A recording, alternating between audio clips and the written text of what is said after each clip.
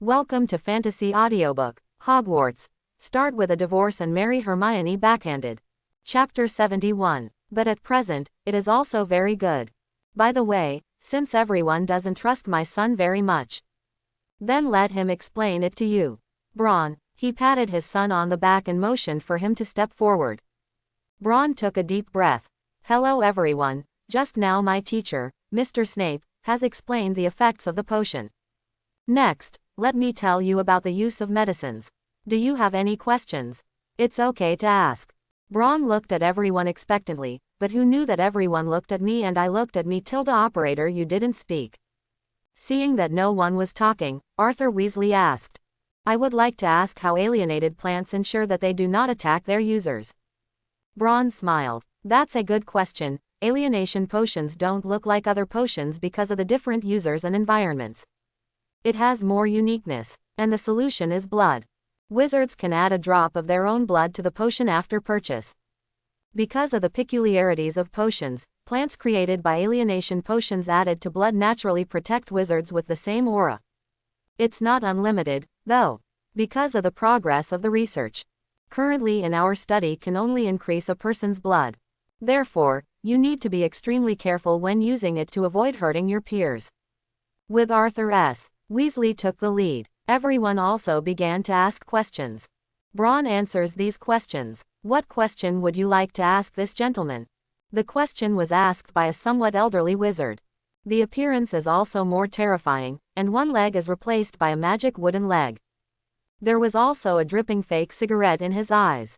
At this moment he said hoarsely, I want to see his true fighting power. And not what defense. The best defense for me is offense. Braun was stunned, but then smiled. Of course, I think that the next experiment my father will conduct for you will turn your understanding upside down. The space here is not very large. I think, the garden is just right. And it couldn't be better to enjoy a perfect show on such a beautiful night. The crowd, of course, will not object. They all walked out of the hall into the garden. At this moment, the garden has been arranged for a special isolation area at some time. This is. Some wizards frowned and obviously didn't know what this was for. But soon their doubts were solved. I saw Mr. Foley walk in with a smile on his face. With a clap of their hands, the two house elves used their magic to move a huge iron cage inside. And everyone who saw the iron cage gasped one after another. Merlin, this is a werewolf. Fenrir Greyback. The scariest werewolf. A criminal wanted for decades by the Ministry of Magic. The wizard who recognized the werewolf whispered at this moment. There were exclamations from the crowd, and Fenrir, who looked at the wolf-headed man in the cage, was both disgusted and frightened. Seeing the panicked expressions of everyone, Mr. Foley was very satisfied. With some fanatical introduction, as you can see, Fenrir Greyback, the most insidious and cunning werewolf in the wizarding world. Love to eat human flesh. Bites many little wizards. And today, I will use him to introduce you to you. The invention of my dear son. Alienation potion is crimson. This is an alienation potion that has become more powerful. His use must match this thing in my hand, the seed of alienation. Originally, this experiment was for some guy who was not inferior in words, but it's a pity. He said and looked at Sack Parkinson in the crowd. The other party trembled with fright. Okay, let's witness it now. Let's meet a great change together. Everyone was a little puzzled by Mr. Foley's somewhat morbid and crazy appearance at the moment. But they surprisingly didn't ask, but waited quietly to see what they wanted to do. Received instructions from Mr. Foley. The house elf opened the cage in an instant. And Fenrir Greyback of the wolf-headed man inside. It was a roar, rushed out in an instant. He was brought over by Foley's shameless means. Originally, he was drinking in a tavern. I was drinking to the fullest, and suddenly I felt as if my magic power was blocked. Then he fainted. The last thing I heard was the murmur of my own subordinates. I didn't expect Fenrir to be so valuable. 10,000 gold galleons. The Foley family is really atmospheric. When he woke up again, he was locked in a cage. And through the conversations of those people, he also understood that the reason why he was arrested was to be used as an experimental object. How could he not be angry at this, who was sinister and cunning? At the moment, his only thought was to grab the wizard in front of him and force him to leave. In the face of the murderous Fenrir, Mr. Foley did not care. Throw out the alienated seed in your hand and stand quietly in place. Oh my God. Foley isn't scared, silly. Hide. Run. You won't just be killed. Seeing that Mr. Foley did not dodge some wizards, he couldn't help but scream.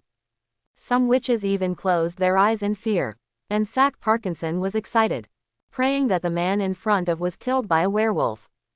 Ah! Screams came. Let some timid wizards can't help but tremble. But it was not Mr. Foley who screamed, but Fenrir Greyback. I saw that Mr. Foley was still standing in place. It's just that there are more blood-red plants in front of him. He was excitedly waving his spiky vines. And Fenrir, who had a fierce look in his eyes, fell not far away. There was also faint blood oozing from the body. As you can see, the seed of alienation, a plant specially cultivated by our Foley family. With its cooperation with the alienation agent, the resulting combat power is so powerful. Of course, everyone may be a little unconvinced. After all, the werewolf's most powerful moment is when he transforms. Strong magic resistance, agile speed, strong flesh. All this makes wizards like nightmares. But I'm telling you that's not the case. And the reason why I chose today and extended the banquet to one day is also for this moment. Look at that. Moon appeared, with the words of Mr. Foley. Fingal, lying on the ground, also began to change at this moment. The wolf's head became more and more huge. The body also began to gradually grow gray-black hair. The palm of the hand turned into a wolf's claw, and the wound on the body gradually recovered and disappeared. The body size has also become more than 3 meters tall. Oh! Fenrir stood up and whistled at the moon. Some wizards who were close couldn't help but step back. At this moment, Mr. Foley's face also began to take on a little seriousness. Quietly, he poured 3 bottles of potions into the vine. But on the surface, he still looks relaxed. That's it, guys. The full body of a werewolf. Powerful and impressive. But unfortunately they lose consciousness during the full moon. Fenrir, of course, also found this little bug that sighed. Although his consciousness is already a little blurry at the moment. But he still remembered that the wizard in front of him was the person he wanted to kill the most. With a roar, he rushed up like a gust of wind. Snap! The blood-colored vine waved its tentacles, pumping the approaching werewolf to a kick. Multiple evolutions and the help of 3 bottles of alienation potions have made it extremely powerful at this moment. The werewolf's heart was also flooded with crisis. If it had been before, he might not have hesitated to escape. But at the moment, he lost his mind, and he was already carried away by anger. Frantically tearing and grappling against the vines that hurt you. For a while, wolf hair and broken plant fragments flew around. As time goes on, the vines gradually begin to fall into the downwind.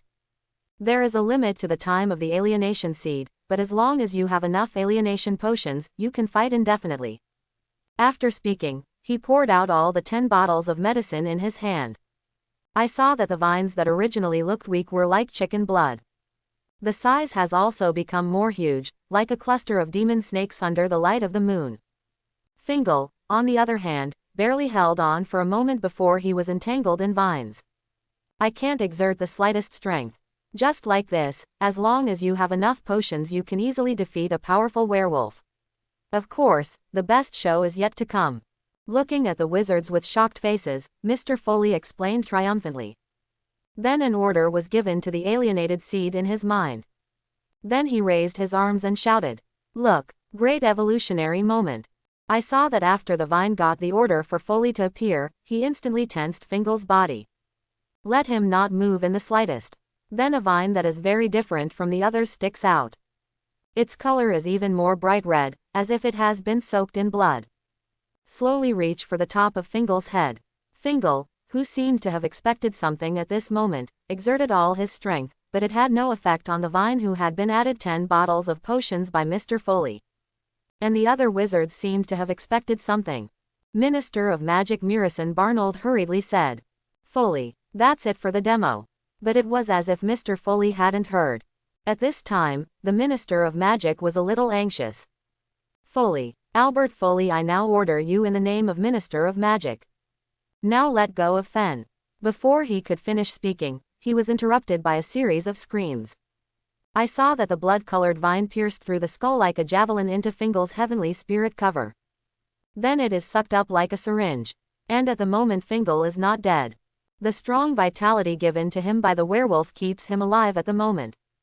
It's just that I can only let out a series of screams. This scream made the wizards present couldn't help but turn pale with fright. But fortunately, the screaming did not last long. A moment later, Fenrir stopped screaming, as if he was asleep. Everyone breathed a sigh of relief, thinking that Foley had stopped for fear of the majesty of the Minister of Magic.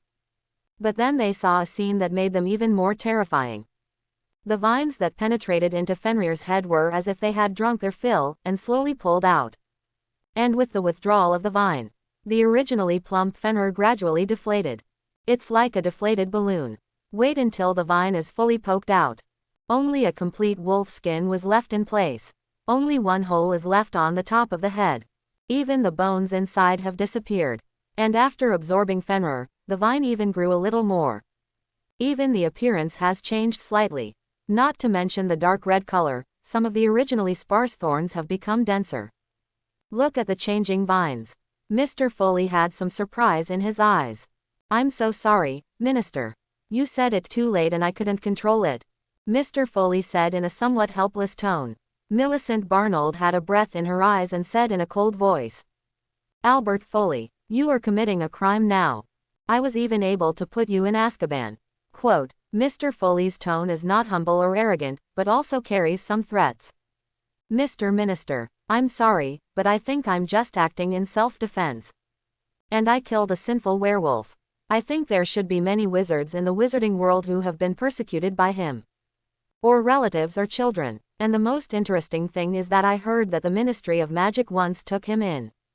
But in order to hunt down a certain fugitive and release it again. This news, never, the Minister of Magic flatly denied. However, the tone softened a lot. Master Foley, I feel that the alienation potion and the seed of alienation is too dangerous. Should be handed over to the Ministry of Magic. I think this is. Mr. Foley scoffed. Millicent Barnold, you should ask my friends about this. See if they are willing to divide the potion or give you the recipe. Friends? Millicent Barnold was stunned. I saw a few people coming out of the crowd. Ollivander, Greengrass, Weasley. One after another, wizarding families that were famous in the wizarding world of England and even in Europe stood up. Seeing that the Minister of Magic was a little angry, the head of the Greengrass family said without humility or arrogance. I'm sorry, Minister. The alienation potion is held by us families. So I'm sorry I can't give it to the Ministry of Magic. As for whether it's black magic or not, I think we have our own judgment. Although the tone is calm but threatening. Obviously not afraid of the Minister of Magic in front of him. Millicent Barnold's face turned red. But there is obviously nothing to do in the face of so many magical families. Lang snorted and said to the surrounding protective aurors. Let's go. So he walked away with anger. I saw that the atmosphere was a little solemn. Mr. Foley, who was cold-faced, said with a smile. Gentlemen, the alienation elixir, crimson and alienation seeds is difficult to sell quickly because it is too difficult to make. Generally, only those who have our approval can get it. However, the regular alienation potion will be officially released next Monday at the Foley Potions shop in Diagon Alley. As a gift for everyone to attend the banquet. Everyone gets a bottle of alienation potion. It's so powerful. This is the emotion of an old wizard. Mysterious and powerful. This is the only way potions fights. New change. The atmosphere in the room was once again warm. Although the change just now is a bit terrifying, the powerful power is really fascinating. Especially some pure blood families, how could they give up such a thing when they pursued incomparable strength? One by one, his eyes flashed and he chased Mr. Foley and asked, 877. After this somewhat frightening experiment, everyone returned to the hall and began to talk again. The atmosphere was much more intense than just now. I didn't expect the Foley family to dare to even be the Minister of Magic. You don't look at the families who stood up at that time. If it was really right, Millicent Barnold would not be able to please him. Besides, there will be a general election this year. It's about his position. How can he not be careful? Now, the Foley family is about to rise again. An old wizard said with half emotion. Unfortunately, we don't have much friendship with Albert Foley. Otherwise, you can still pull the relationship, like the alienated seed. There is no relationship to pull a relationship. Doesn't the Foley son not yet have a marriage contract? The surrounding wizards were stunned, but they began to calculate in their hearts. Marriage is a trick that works well in Western societies, both in the Muggle world and in the wizarding world. While everyone was pondering, a male witch scoffed. Don't think about it, look over there. It's not our turn. Quote. Everyone looked in the direction of the wizard's finger. I saw that Bron was surrounded by boys and girls of similar age. What do you think? Can't those families allied with the Foley family think of it? Although the wizard was telling the truth, his sarcastic tone was still irritating. Everyone glared at him, but the wizard didn't care, and picked up a glass of red wine. He staggered towards another group of people. Hi, my name is Bron. Bron Foley. Bron elegantly introduced to the people beside him. Daphne Greengrass. A little girl with golden hair and a dignified and elegant lady introduced herself to Bron. Then he pulled his somewhat shy sister. This is my sister Astoria Greengrass. The little girl also shyly gave Bron a lady's salute. Then he hid behind his sister again. Bron glanced at the little girl more. Apparently not expecting this shy little girl to be called Malfoy's wife in the future, and finally cursed to death for leaving blood. While carrying some pity, he secretly complained in his heart that Malfoy old cows ate tender grass. The children around Bron also began to introduce themselves. And Bron coped with it properly. He also understands the purpose of these children, which is nothing more than following their father's words as a follower or making friends. And these children have been nurtured by their parents since childhood, and they still know these things very well. Late at night, the Foley family banquet was finally over. Each of the wizards attending the banquet left with small gifts from the Foley family, full of joy. And some wizards with cameras around their necks or even more hurried. If it weren't for the alienation potion, they have long rushed back to write the manuscript. Say goodbye to the Weasleys who left last. The three Foley family finally collapsed on the couch with relief. However, although I was tired, I couldn't suppress the excitement in my heart. Albert, don't you see that the witches who didn't take much care of me before will come around to flatter me? Merlin, it's like a dream. Mrs. Foley pushed her husband next to her. Isn't that normal? Do you keep asking Bron if she has a girl she likes? No wonder, I feel that this group of people is uneasy and kind. Mrs. Foley also sobered up from the rhetoric at this moment, with some indignation in her tone. On the contrary, Bron, who was sitting there on the side, looked a little innocent. The Foleys, who had been tired for a day, didn't talk much. Soon they all went to rest, and the castle became silent. But at this moment, the magical world began to swell undercurrents. News of the Foley's new potion began to spread rapidly from those who attended the banquet. It's like dropping a bombshell into the depths. Several well-known newspapers also began to work overtime and began to print and distribute newspapers. But the content is invariably related to the Foley family. After many years, the wizarding world has become lively again. Genius or stupidity, take you to dig through Albert Foley. Alienation elixir, success or disaster, the birth of a new type of potion, a new change in the wizarding world. The alienation potion is dangerous, should it be handed over to the Ministry of Magic. At this moment, the news of the alienation potion can be regarded as completely spreading throughout the wizarding world. Taking a sip of tea from his cup, Mr. Foley squinted. Bron shrugged, eating the bread in his hand and obviously didn't care much about the stuff. In the past life, it was because it was not used, and in this life, it was disliked after discovering magic. If you have that time, you might as well learn to learn magic. Dad, I'm upstairs. Wait a minute, Bron. Dad has something to discuss with you. Quote. Seeing Bron stop, Mr. Foley continued. School is less than 2 months away. Relax during this time. Go to your aunt's house, she's been saying it many times. Mrs. Foley added from the sidelines. Bron thought about it and nodded in agreement. Since his rebirth, he has indeed not rested for a moment. Consider Ginny and Ronald's multiple invitations. Okay, just now I'm staying at home and there's nothing to do. Bron, hurry up. We have to hurry up and go to Diagon Alley, otherwise we will miss the opening ceremony if it is late. Quote. Okay, here it is. Braun, who was neatly dressed, hurried over while buttoning the neckline.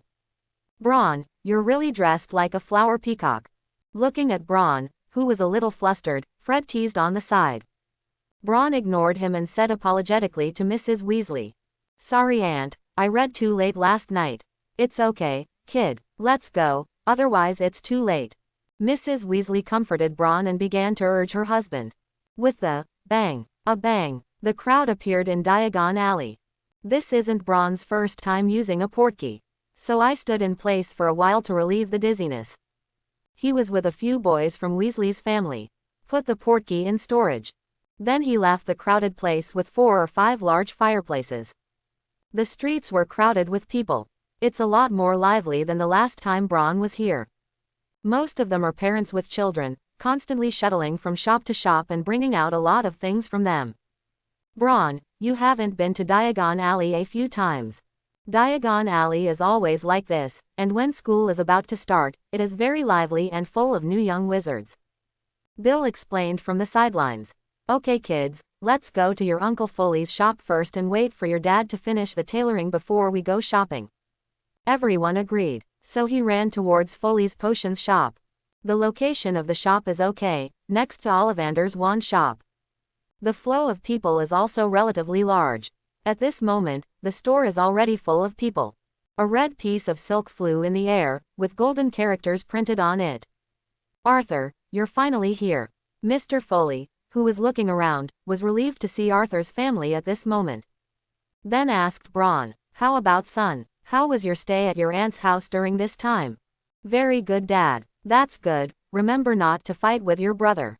Arthur hurry over, it's almost time to cut the ribbon. Quote. With a word of instruction to Braun, Mr. Foley hurriedly pulled Arthur Weasley into the store. Braun and the rest of Weasley have no past. Instead, stay outside with other wizards. Glancing at the pocket watch in his hand, Mr. Foley cleared his throat. Everyone, welcome. Today is the day when the alienation potion is officially released. However, because the quantity is limited, only 1 bottle can be purchased per person. Seeing that the wizards were a little dissatisfied, Mr. Foley hurriedly added. Of course, because today is the first sale of the alienation potion. Thank you for your support to Foley Pharmacy. All potions are 20% off. As soon as these words came out, everyone couldn't say anything even if they were dissatisfied. One by one, they are waiting for the ribbon-cutting ceremony to rush to grab it. Let's go, Braun. Your father has to entertain the customers. Looks like it's been a long time coming. I'll take you to buy the wand. Molly, take Ronald to buy robes, and don't go to Mrs. Morgan's robe shop to go to second-hand robes. Quote. Looking at the wizards who were scrambling to enter the potions shop, Braun nodded. Everything he had bought except his wand had been bought by Mr. Foley. So you don't have to bring much with you. Ollivander's wand shop is close to Foley's apothecary shop. It's only a short walk away. Pushing open the door, the bell rings at the door to inform the owner that another guest has arrived. When Braun entered the store, there was already a little girl experimenting with a magic wand. The little girl has brown hair, some curly long hair. It makes her head look a little hairy. Hermione. Braun said with some surprise. Oh, Braun, it's a pleasure to see you here. Hermione turned her head with a little cheer. Mr. Granger was also surprised at the moment. Braun, what a coincidence, you also received an invitation from that magic school.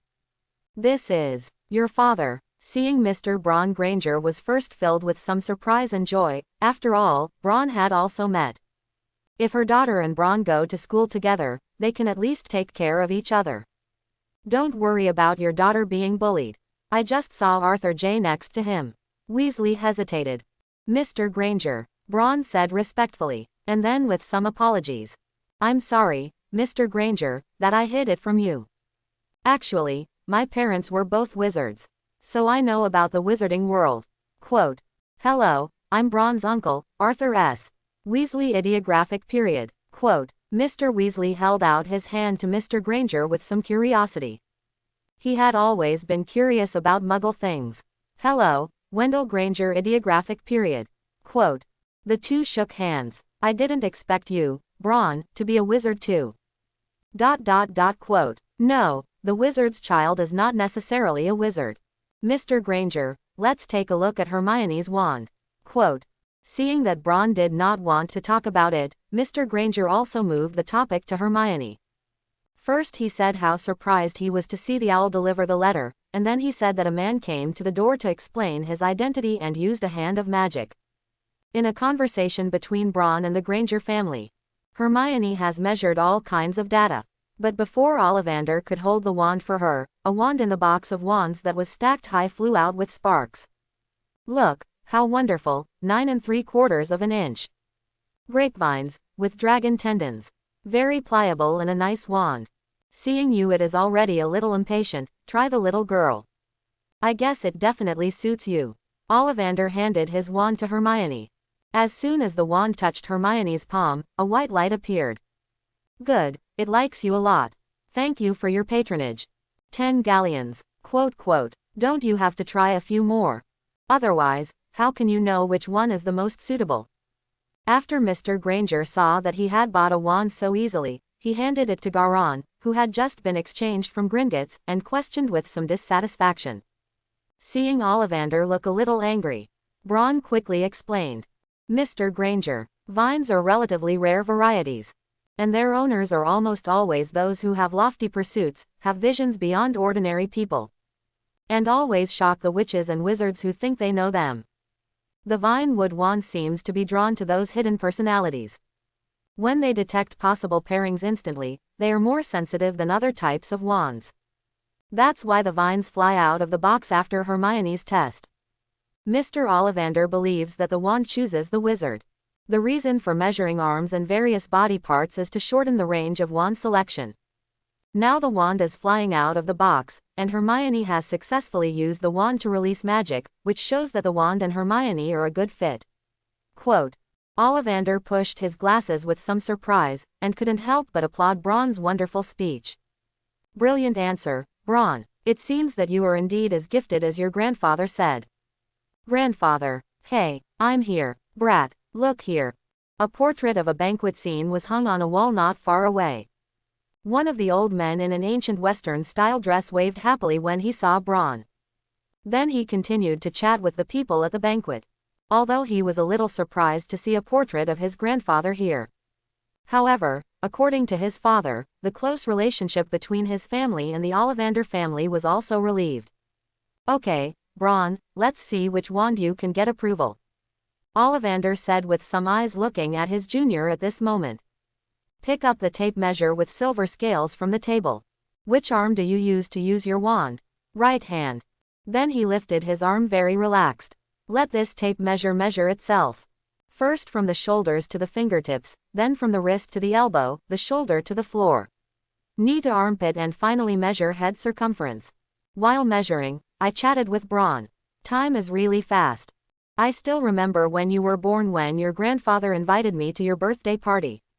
Now, you're in school. Quote. Okay. Ollivander moved down quite a few boxes of wands. Stuff the measuring measure, which is automatically rolled into a ball, back into your pocket. Try this Bron. Beech wood and the tendons of fire dragons.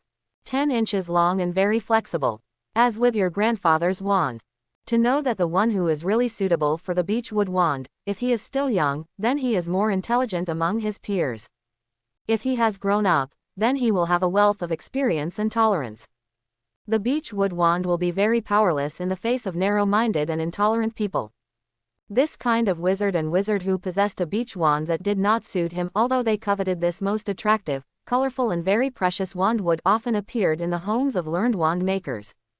Like me, but I'm still curious to find out why this beautiful wand lacks power. But once the beechwood finds the right owner, the beech wand is able to display a subtle and artistic skill rarely found in other woods. This has contributed to his glorious reputation. Bron had just taken his wand when Ollivander pulled it out. No, try this one again. Elm and phoenix feathers are 12/4 of an inch long and elastic. Elm wands love grace, magical talent, and innate noble owners. Of all the wand woods, wands made of elm have the fewest accidents, foolish mistakes, and are the most graceful in casting spells and spells. These fine wands have the ability to cast very advanced magic in the right hands. This makes this wand quite sought after among those who espouse the idea of purebloods. Snap. The wand only released a small spark in Braun's hand. Obviously not very suitable. I'm sorry, Mr. Ollivander. Don't be sorry, Braun. I like to be picky customers. This can also make my old man's boring life more fun. Saying that, he took out a wand that looked a little quaint or a little old. This is also the material that your Foley family often uses. It's just a long time ago. Oak, phoenix feathers 11¼ inch long and not easy to bend.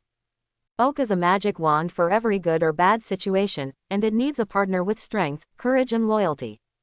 What is less known is that oak wand owners tend to have keen instincts. And the owner must have an affinity for natural magic, animals and plants. Braun looked at the inconspicuous and even rudimentary wand in front of him. Held it in his hand. In an instant, a mighty magic wand burst out from the top. Sweep the wand piled to the roof. This smoothness makes Braun, who has used blackthorn plumwood, feel a pain. At least it won't make him feel obscure. Great. Another oak staff. To be honest, wizards with oak wands are rare. And most of them have achieved a lot of success. Like what? Merlin. Braun lost his mind. He remembered the oak wand that had been sealed in an oak tree to accompany Merlin's body. The oak staff that had been forgotten by him for so long reappeared in his mind. Yes, that's right, Merlin. Ollivander did not notice Braun's abnormality at the moment but continued. Merlin's wand is an oak wand, but unfortunately the wand is also lost as Merlin disappears. It would be great if you could see it with your own eyes. As he spoke, Ollivander's eyes had some fanaticism. For wand makers, seeing a stronger wand is their wish. And Merlin's wand is undoubtedly something they dream of. Braun, seeing that his nephew was a little stunned, Arthur J. Weasley nudged him. Braun replied, how much, Mr. Ollivander? Seeing that everyone was looking at him, Braun also realized that he had been stunned just now, so he explained.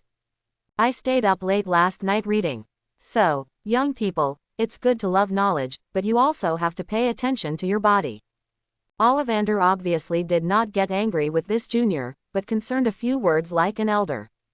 I will, sir. That wand. Ollivander waved his hand. Here you go. Here are the guests again. See you next time, Braun. In the portrait on the wall, the old man is also shouting. Goodbye, good grandson, Braun said respectfully. Goodbye, Grandpa. Goodbye, Mr. Ollivander. After that, he went out with the Hermione family. As soon as she left the house, Hermione grabbed Braun's arm with some excitement. Braun, that's amazing. Just like you said, the wizarding world is so much fun. By the way, what's going on with that painting? Is that your grandfather? Ahem. Mr. Granger coughed jealously as his daughter, who was excitedly holding Braun's arm. Hermione, that's rude. Hermione quieted down slightly, but the thirst for knowledge in her eyes did not diminish in the slightest. It's okay, Mr. Granger. Death is just a new adventure for wizards. We are not afraid of death. Quote. Then he explained. That painting was made with special magic. Painted by a magician. In the process of creating these portraits, the person himself will be present, and every oil paint on the portrait is full of magic, soaking the thoughts and emotions of the person being painted. So when the portrait is completed, because of magic and a part of thinking, the portrait will have a very similar speech and behavior to the person, and it can be preserved for a long time. But they are not the person being painted, nor have anything to do with ghosts, they are just a talking substitute for the person being painted. So that could be my grandfather or say it wasn't. So it was. Hermione nodded as if she didn't understand. The same goes for the Grangers. But, Braun, are there really ghosts? Of course, there are a lot of ghosts in the wizarding world. We'll see it when we get in. Hermione was a little scared to see. Braun touched her furry head and comforted. Actually, don't be afraid, ghosts are no different from us normal people. Most of them are friendly, most of them are wizards who fear death or have wishes. Refusing to embark on a new journey, but staying in the world. And the ghosts of the wizarding world and you muggles. Well, that's what we all call ordinary people. It's not the same as the ghosts in your Muggle World film and TV series. Even some of the worst ghosts can't touch humans. As the dead, they and we are in two worlds. So we don't have to fear them at all. By the way, Hermione, I see that you are not holding books or anything. Have you bought everything else? No, there are too many things. And we were not very familiar with the road for the first time. Quote, Hermione said with some distress. Although there is a new student admission booklet, it is still a little troublesome for the Granger family, who is completely new to the wizarding world, to accurately find the shop on it. It's okay, I'll take you. It just so happened that we were going to go to the robe shop by the way. Uncle Arthur. Ron looked at Arthur S. with an inquiring gaze. Weasley ideographic period. After all, it is better to ask the elders of the family about this kind of thing. Arthur S. Granger is talking to Mr. Weasley heard Ron's words and agreed without much thought. Oh, of course, I was able to talk to Wendell more about Muggle cars, and I was honestly interested in the big guys. He said and winked at Bron. But Mr. Granger was a little forced to laugh at the moment, if it weren't for his good upbringing and fear of wizards. He can't wait to give this chattering big mouth in front of him a big force at this moment. Since shaking hands with himself just now, this red-haired mouth has not stopped. Keep scratching yourself and asking questions. And it's all breathless questions. Like how long a Muggle lives. He replied that it was decades. Then look at yourself with sympathy for convenience. He couldn't help but ask how long wizards could live, and the other party said triumphantly about 200 years, and some wizards even lived for 600 years. Nick Flamel. He choked with envy at the same time. This is still a relatively normal problem. And others, such as how Muggles cook without magic, how long to solve them once, the Needs simply don't know what to say. And what made his three views explode the most was the Lord he believed in, the various miracles he created, and even said that the resurrection of 3 days and so on. In front of him, the red-haired mouth named Arthur was nothing more than a prank made by a bored wizard. And he also gave a lot of self-contained explanations. Arrived, let's go inside. Ron said to Hermione, then pulled the little girl into the robe shop. Looking at Arthur S. Weasley ideographic period, Mr. Granger couldn't help but lament in his heart. Oh my lord, I beg you to send down a bolt of lightning to kill the evil wizard in front of you. Arthur S. Weasley didn't realize it but warmly beckoned him in. Come on in, Granger, let me introduce you to my wife and children. Sighing, Mr. Granger walked in with his wife in his arms. Inside, various robes are hung on the wall. A somewhat chubby witch is trying on robes for a little red-haired wizard. Next to the little wizard was a somewhat fat woman and a little girl. Hey, Bron, have you finished choosing your wand? Ronald excites Bron as he tries on his new robe. Apparently a new robe pleased him. Yes, by the way, this is Hermione. She wasn't familiar with the place very well, so I brought her here to buy a robe. Hermione, this is Ronald, my cousin, and my aunt, Mrs. Weasley, and my cousin, Ginny. Quote, hello guys. Lovely little girl. Mrs. Weasley touched Hermione's hair with some affection. Hello, my name is Ginny. Ginny looked at Hermione with some hostility in her eyes. Apparently a little unhappy with her and Bron's intimate behavior. But fortunately Mr. Weasley came over at this time. Molly, this is Granger, my new Muggle friend. They thought why Jesus was real. It's so much fun. Molly S. Weasley was clearly more attentive than her husband. First, his eyes signaled him to shut up. And then with some apologies. I'm really sorry, Arthur always likes to say strange things, but he's just curious about you guys, and there's nothing ill on his mind. And please don't mind. Mr. Granger, whose face was originally a little ugly, eased a lot at this moment. For the somewhat fat woman in front of him, the impression was much better. Of course, I won't care. Speaking in a little self-deprecating. If it hadn't been for Arthur, perhaps I would never have questioned my faith in the Lord. Thank you for showing me the true face of faith. See no, Granger doesn't blame me, he said and took Mr. Granger's shoulder very affectionately. Mr. Granger was very helpless in the face of this wizard who was not very human. Bron is interested in such Arthur S. Weasley also seemed a little confused. After all, in his opinion, Arthur S. Weasley wasn't that brainless. Ginny saw Bron's doubts. Holding his arm, he said, Dad was always curious about everything Muggle. So that's it when you meet a Muggle. The Muggle village next door to our family always treated my dad like a madman. Because when he is fine, he always likes to go to people's houses and ask questions. Quote. As if she felt that it was not good to say bad things about her father behind this back, Ginny explained. Of course, he is not usually like this. He is normal when facing wizards. Quote. After everyone bought robes for the two, I also bought crucibles and other utensils. It's almost afternoon. The two talents are separated. Remember to write to Braun. Hermione waved at Braun and walked into the backyard of the Leaky Cauldron. They would leave Diagon Alley through here and go back. Looks like you're done shopping. Old Tom, the owner of the bar, grinned.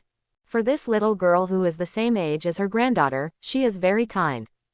Yes, thank you very much for your help. Mr. Granger shook hands with Tom Sr. Old Tom quipped, it's okay, see you next time, but I hope you will order a bottle next time. Of course, I will be soft. Quote. Mr. Granger also chuckled twice. Leave the somewhat dirty bar. After the group got into the car, Mr. Granger finally breathed a sigh of relief. Today's trip was quite a shock to him. All kinds of strange and magical things made the three views he had constructed over the decades completely collapse. If it weren't for the fact that his daughter was a little wizard, he would even want to stay away from here and never come again. Just when it's a dream here. Hermione, who is that boy? Mrs. Granger, who didn't make much noise all the way, asked. Huh, you mean Braun, Mom? Hermione's expression was a little nervous, and she was a little too excited after seeing Braun just now. At this moment, I remembered that I was indeed too intimate. Yes, it looks like you've known each other since a long time ago. Mrs. Granger said with doubt. Mr. Granger first explained to his wife and then looked at his daughter with doubt. Mr. Maine's nephew. But Hermione, I remember the last time you didn't say a word to each other. Quote. That is, I wrote to know each other. Hermione sneered. Hermione is still a good child and some rules are very important. Not telling lies is one of them. Write a letter. Mrs. Granger muttered. Didn't ask much. She is still very happy that her daughter can make a friend. At least that's better than being ostracized by other kids at school. The holidays are always fleeting. Before I knew it, it was September 1st. Ronald, where did Ronald go? George Fred, you're teasing Ronald again. No, Mother, we promise. The two brothers are serious. Coming, I'm here, Mom. Scabber ran away again and I just found him. Quote. Ronald panted and ran over with the gray mouse with only one broken finger. Mrs. Weasley sighed. Okay, get in the car. She really didn't know that she was obviously born by herself, how Bill Charlie was so good that this young son would seem so mediocre. Sit down, children, we're leaving. Mr. Weasley shouted from the front. Then Mr. Weasley waved his wand, and the car started driving on its own. Braun, take Jerry away. Scabber was a little afraid of him. Quote. Ronald shouted to Braun, who was reading a book, while stroking the squeaky mouse. Braun put down the book somewhat helplessly. Come here, Jerry, here. A huge purple toad jumped from its seat onto Braun's shoulder, but its eyes were still fixed on the mouse in Ronald's hand. Braun really can't understand why you get a toad. That's right, I'd rather have a cat if it were me. Or owls are better, they can deliver letters. Just like Percy's one. Quote. The twin brothers began to chatter again. Braun looked at the toad on his shoulder with some helplessness in his heart. Originally, he didn't want any pets. Even if you want to bring, is it bad to bring a cat or owl? You can also. But near the beginning of school, his father sent him a pet. The reason is how can a wizard not have pets that? When he opened the package full of joy and looked forward to a kitten or an owl. What popped out was a huge purple toad. While startling him, he also understood Mr. Foley's intentions. In the wizarding world, toads have always had an important position. Toads are not just pets, wizards also use them to make potions.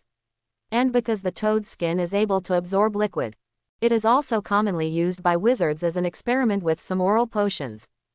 It is even said that it can borrow toads to curse. Simply put, it's a guinea pig. According to this trend, toads should always be popular.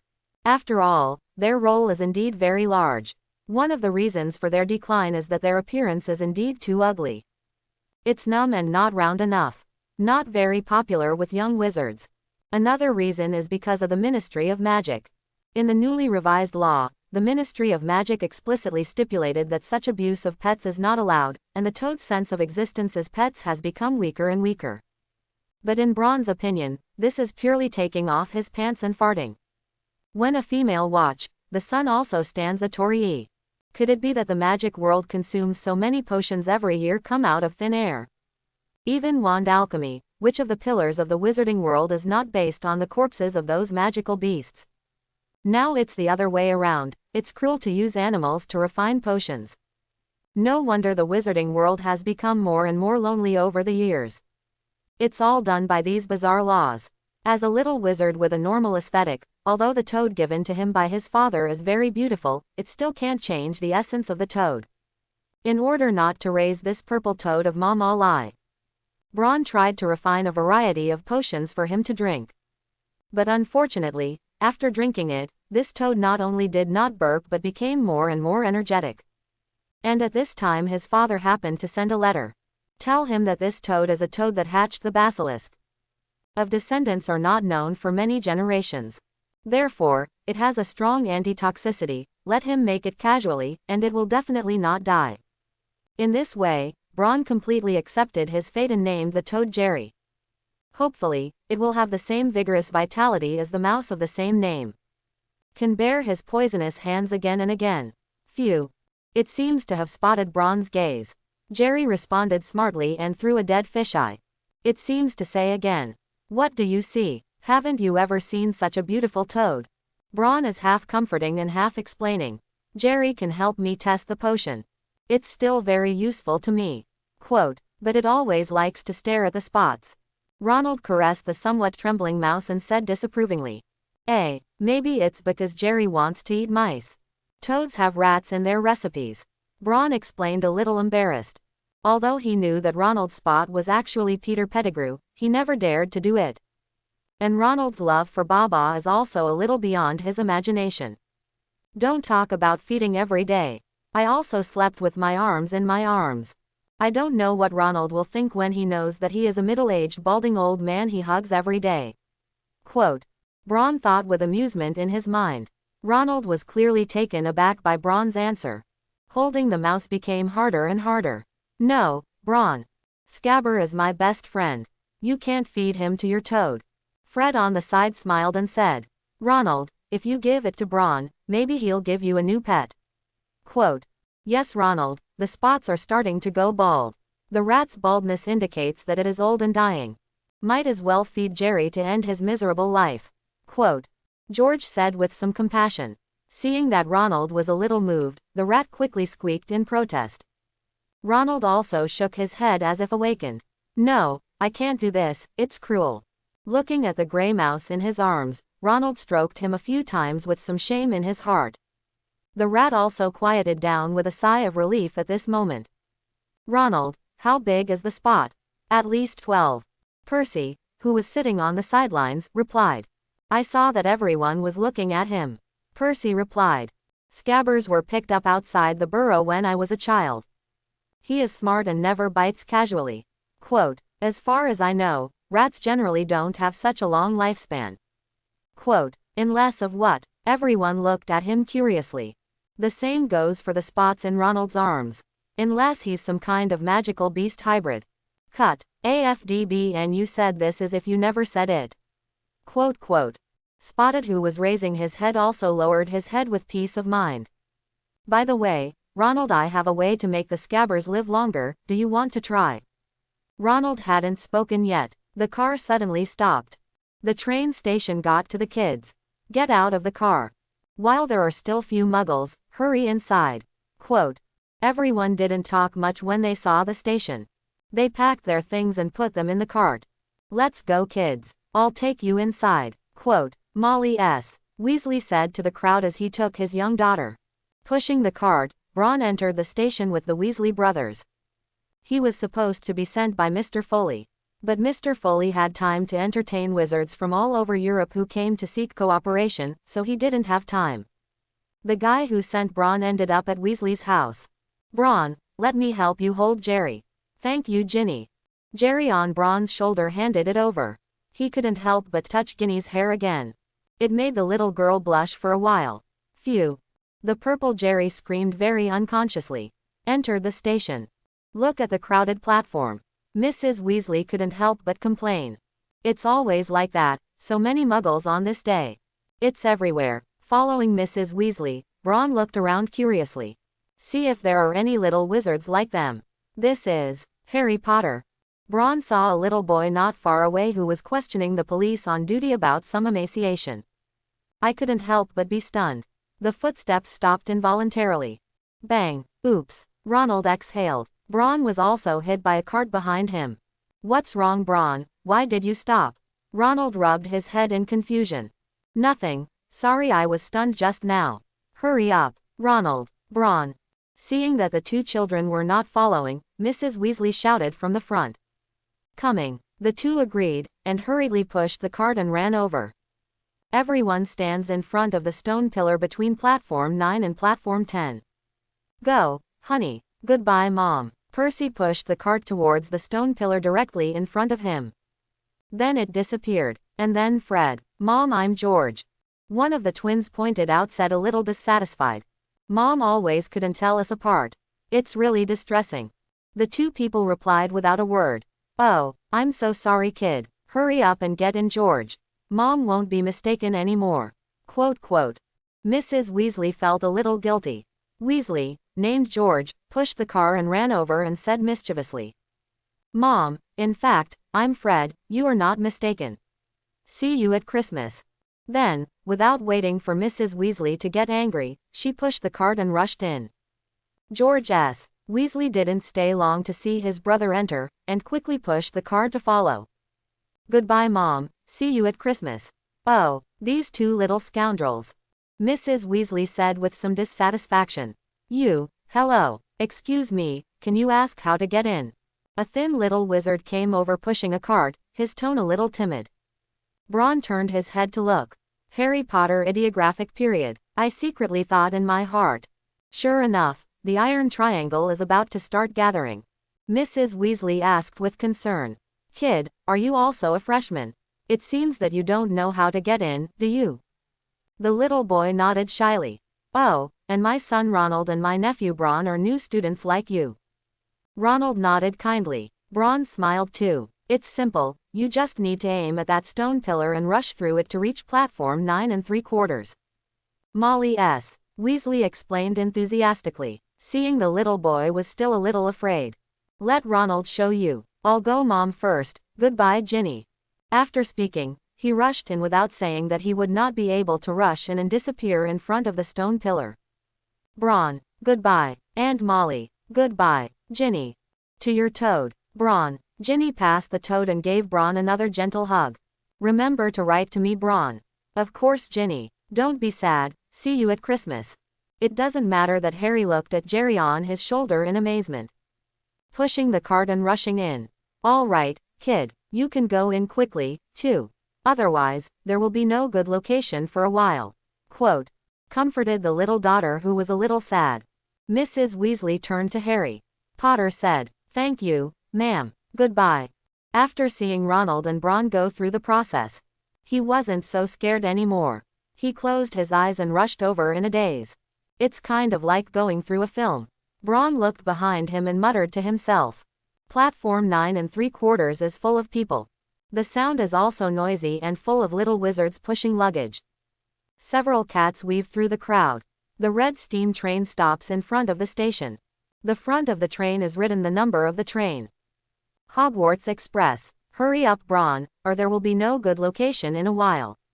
Ronald hurriedly urged. Okay, let's go up quickly. Quote. Looking at the somewhat gloomy sky, Bron felt it was as if it was going to rain. So he hurriedly pushed the cart to the cart. Because it came earlier. So there are still a lot of places on the car. Bron, would you like to come and sit with us? The Fred George brothers poked their heads out of the carriage. No, I'd better find my peers. Bron wanted to agree, but saw the dark Zulu in the box and changed his mind. My ears can't help but think of Mr. Foley's words. Zulus, I really don't know what the Ministry of Magic thinks. Those people are some scum pigs. Stupid, they will not know profound and wonderful magic even if they evolve for hundreds of years. And now my son is studying with them. Merlin, I remember when I was a kid they were all used to test drugs. The ancestral portraits on the walls were eager to hear Mr. Foley's shout.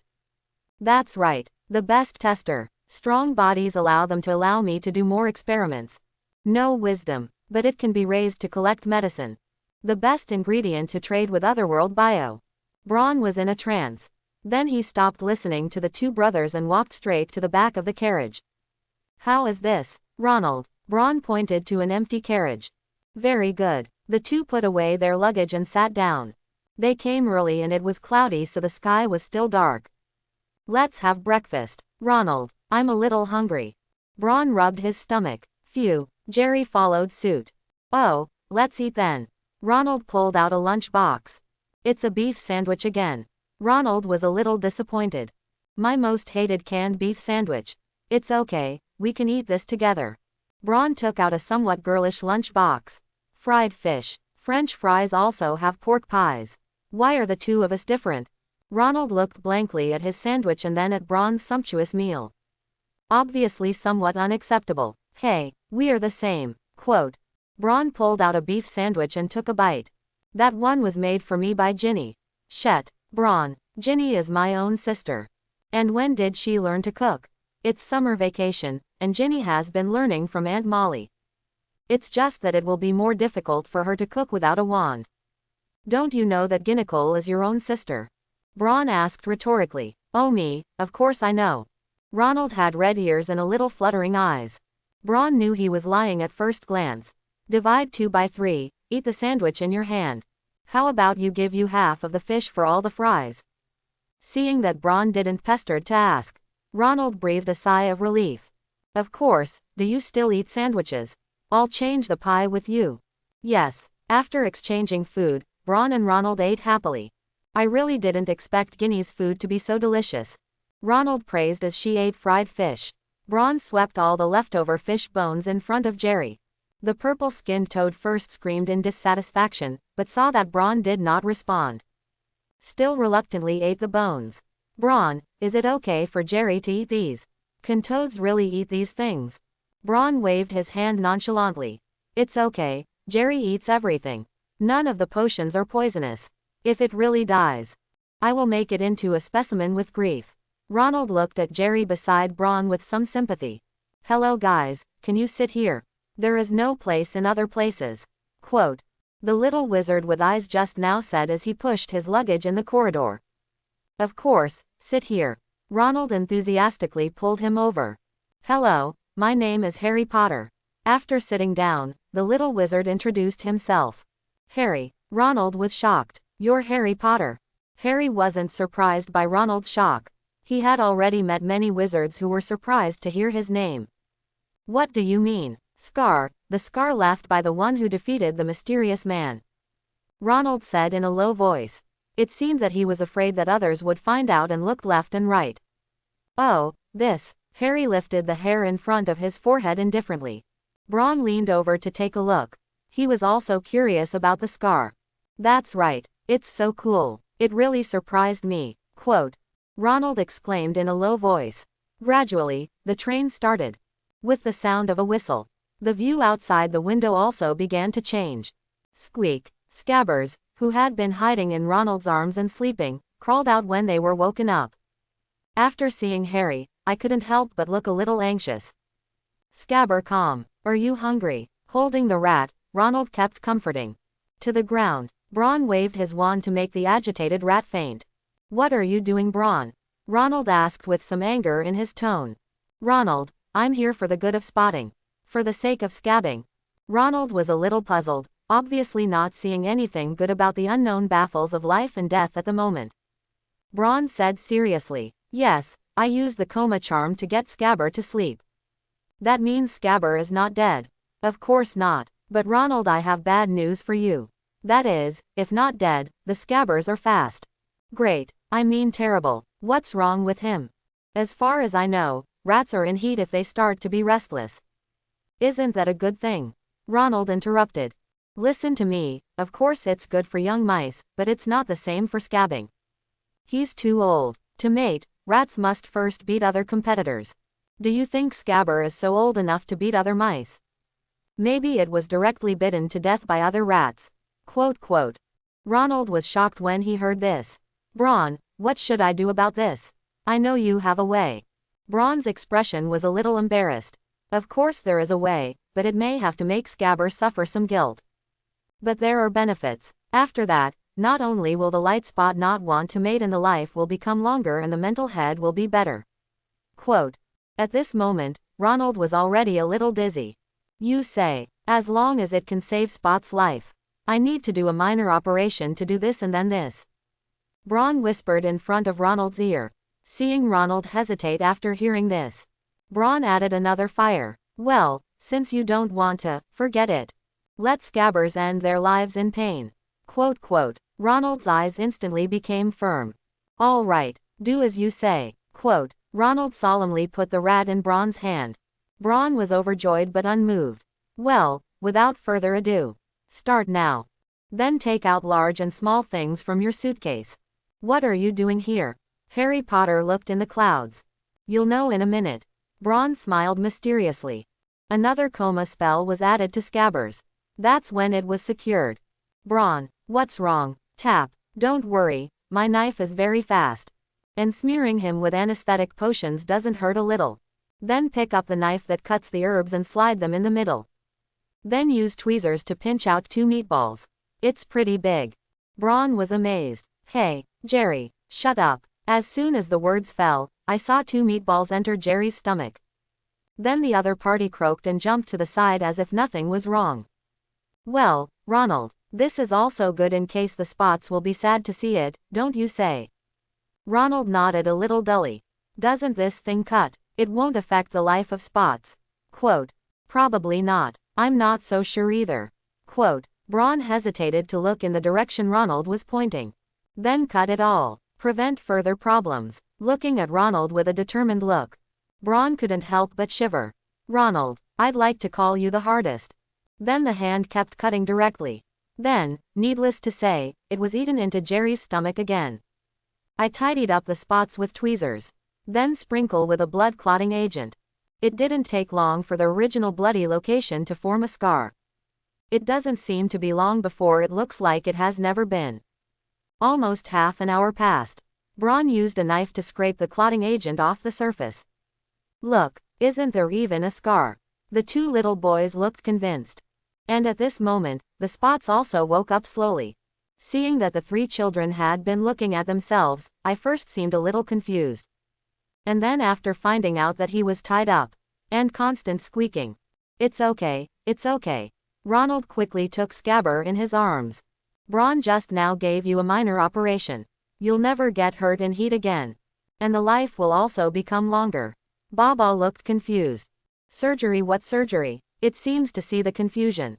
Braun explains softly. Castration surgery. Believe me that you will definitely become a healthy mouse in the future. Scabber was stunned at first. Then he looked down at himself in disbelief. No, nothing. Squeak. Recruited, let out a scream of pain. Then he rushed to Braun with red eyes. But not yet. I saw a huge toad with its mouth open. Scabbing, scabbing. Braun let Jerry spit out the spots. Watch the only remaining long tail outside the toad's mouth sway. Ronald couldn't help but be a little anxious. Don't worry, it's a joke. Jerry spit out the spots. Quote. Apparently it was reluctant. But in the end, he obediently spit out this fat rat. Scabbing, are you all right? Ronald also ignored the mucus on Scabber's body. Very anxious to shake. Squeak. Baba couldn't help but have hatred in his eyes when he couldn't help Braun. Look at 880, Ronald, who is holding himself nervously, wanting to vent his anger on this accomplice. He bit down on Ronald's hand. But the result is. Quote. Oh, how did your teeth fall out? And bleeding. Ronald exclaimed again. Braun, let's see what's wrong with Scabbers. Braun waved his hand nonchalantly. It's okay, I just gave it some cartilage water when I operated on it. There may be some mania during this time. So this potion should prevent it from biting you. By the way, you put it away. Feed it a little every day. And this bottle is also fed a little every day to calm him down. As he spoke, he poured a bottle of silver white potion into his mouth. Braun, you are so sweet. But what's this silvery white one? Seeing the spots that calmed down and became lazy, Ronald couldn't help but be curious. Tranquility elixir, and potion that helps wizards calm their minds. However, too much use can be addictive. But the rats don't, they can only make them calm and gentle. And this potion is very cheap, giving Ban a little every day can make his coat look better. After taking the potion, Ronald said gratefully, "Thank you so much, Bron. You're so good to Scabbers. If it can speak, I will thank you." Quote, "Look at the lazy rat. Bron's eyes are meaningful. It's okay, it should be. I think it will thank me too. Honey, do you need something to eat?" An old silver-haired woman pushed a small cart full of snacks and asked kindly. "No, I have it here." Ronald waved the pie in his hand. "Sorry, me too." Bron pointed to the lunch box. Give me some of them all."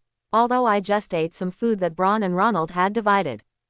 But children his age are always prone to hunger, Harry said as he pulled a large handful of garon and Seco out of his pocket. Ronald sitting next to him couldn't help but widen his eyes. Not long the table is full of snacks.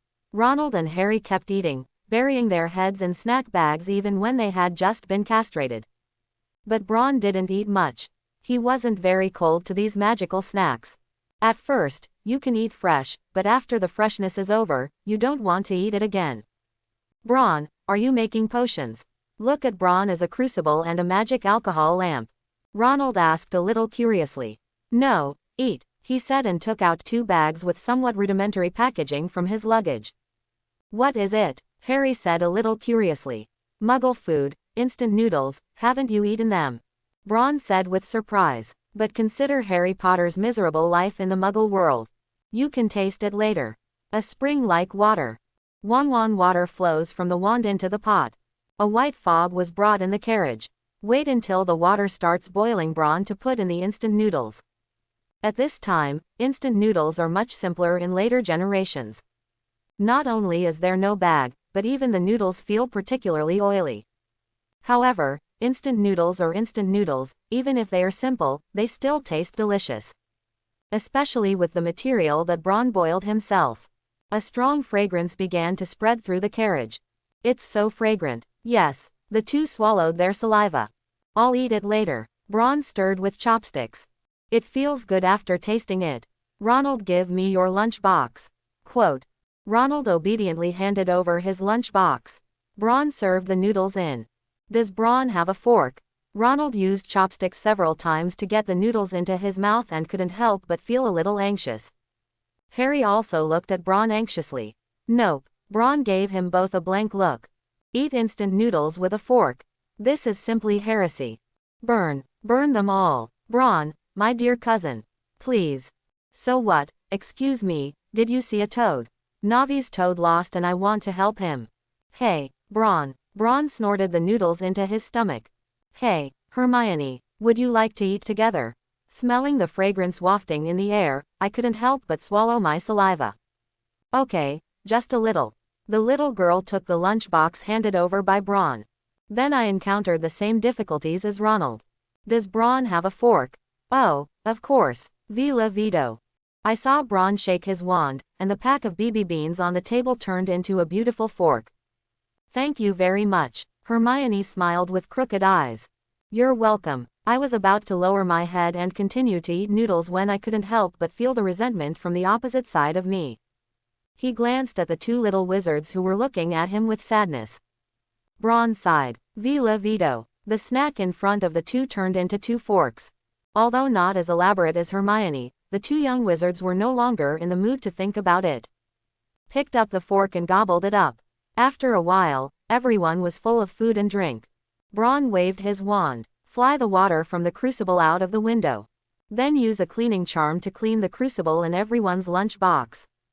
Put it away." Hermione, who was full of food and drink, looked a little embarrassed at the moment.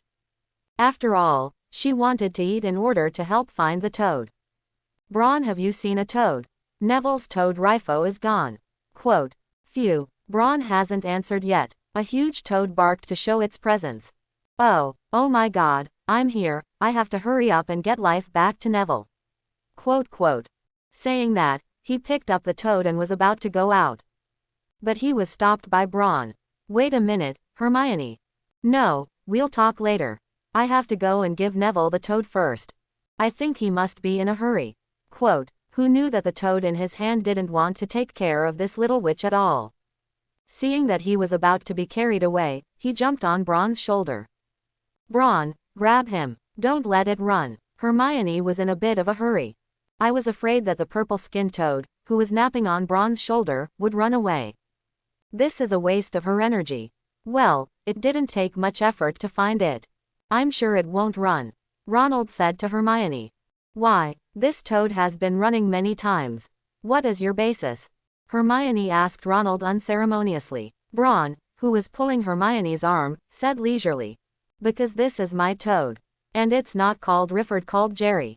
The purple-skinned toad on his shoulder also chimed in agreement. Eyes full of disdain. Radford. Oh, what a stupid name. That toad is not a serious toad at first glance.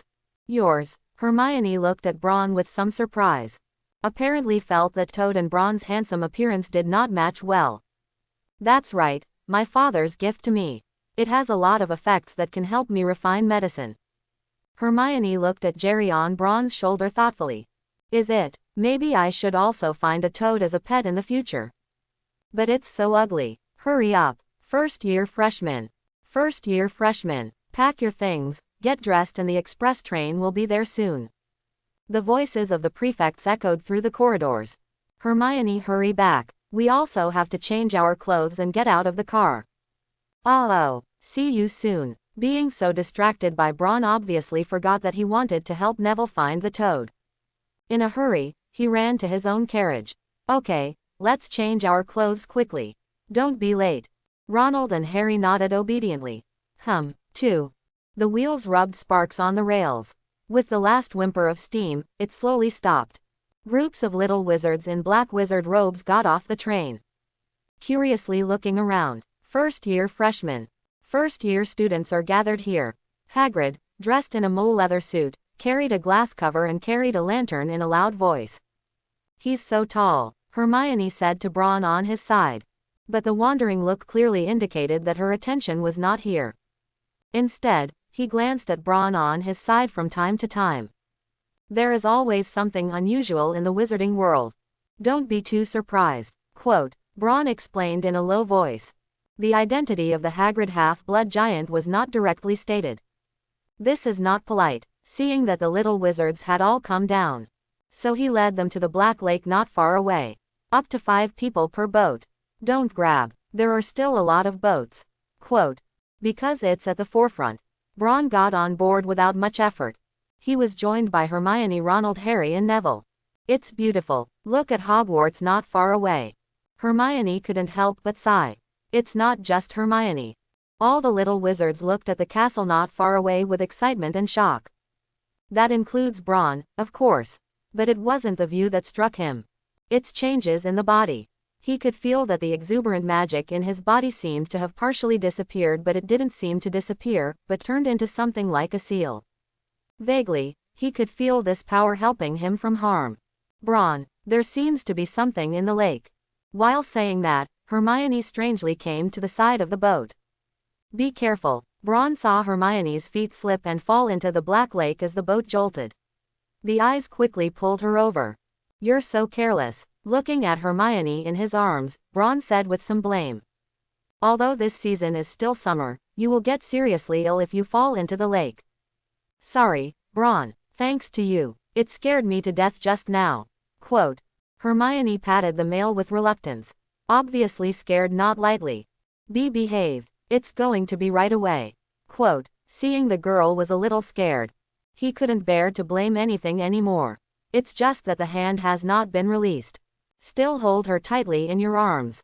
Although Hermione felt inappropriate, she didn't say anything. It's just that the pretty face buried deep in front of Bron has become a little red. Disembark. First-year students come with me. Hagrid shouted as he stood on the other side. Yes, you can let go. Hermione whispered. Bron also noticed the gaze of his fellow shipmates. It seems that I feel that this is indeed a little ungood. Be careful, do you know? When answered, Bron let go. However, his palm still held the girl's tenderness tightly. Are the two of them? Harry asked Ronald in a low voice beside him. I don't know, but I think Braun is not good. I must tell Ginny when I go back. Ronald said with some indignation. Ginny? Who is Ginny? Harry asked his new friend a little curiously. When Ronald heard this, he first glanced at Harry warily. It seems that her sister, who feels that her smart sister should not look at the dumb-headed savior in front of her. At least, Braun looks better than Harry. If only he could have guaranteed to stay away from the somewhat aggressive little witch. That's even better. My sister. As if afraid of Harry asking something more, Ronald hurriedly urged. Okay Harry, let's hurry up and keep up with the team. Hagrid led them down a trail. Perhaps it's because the wet air near the lake here makes some young wizards shiver. Everyone followed Hagrid up the spiral staircase to the second floor. A middle-aged woman wearing a green robe, a pointed hat, and a serious face was standing outside the gate on the second floor. Look at the group of young wizards with scrutinizing eyes. And as her gaze moved, the wizards who were seen consciously closed their mouths. The somewhat noisy team couldn't help but quiet down. Seeing the little wizards who had quieted down, the woman nodded with satisfaction. Welcome to Hogwarts, and in a few moments you will be gathered through the door and the rest of the students. However, before you take a seat, we will assign you an academy. Gryffindor, Ravenclaw, Slytherin and Hufflepuff. Quote. There was a pause. I will also explain to you some of the rules of the school. During your time in school, the school is your home. Performing well will add points to the academy, and if someone violates, then we will deduct points for him. Which college has more scores at the end of the year? Which academy can win the Cadet Cup? Leaf. A little fat man with a round face ran out of the crowd in surprise. Looking at the toad under the woman's steps with some surprise. But then I realized that what I was doing now was somewhat inappropriate. Sorry, lady. It's okay, go back. In a few moments, the sorting ceremony will begin. And now you need to be patient here. With that, the woman left. Did you hear that? The sorting ceremony is like challenging a giant monster alone. I heard it was to memorize a thick school charter. Who did you listen to? My mom, you. After a short silence, the students began to talk again. It seems that what they said is true. Harry Potter is coming to Hogwarts. Quote. A little blonde boy said with some arrogance. Two little wizards, much taller than his peers, followed him. Harry Potter, really? Oh my God. Some of the little wizards who knew were discussing, while some of the young wizards of Muggle-born origin were much more confused.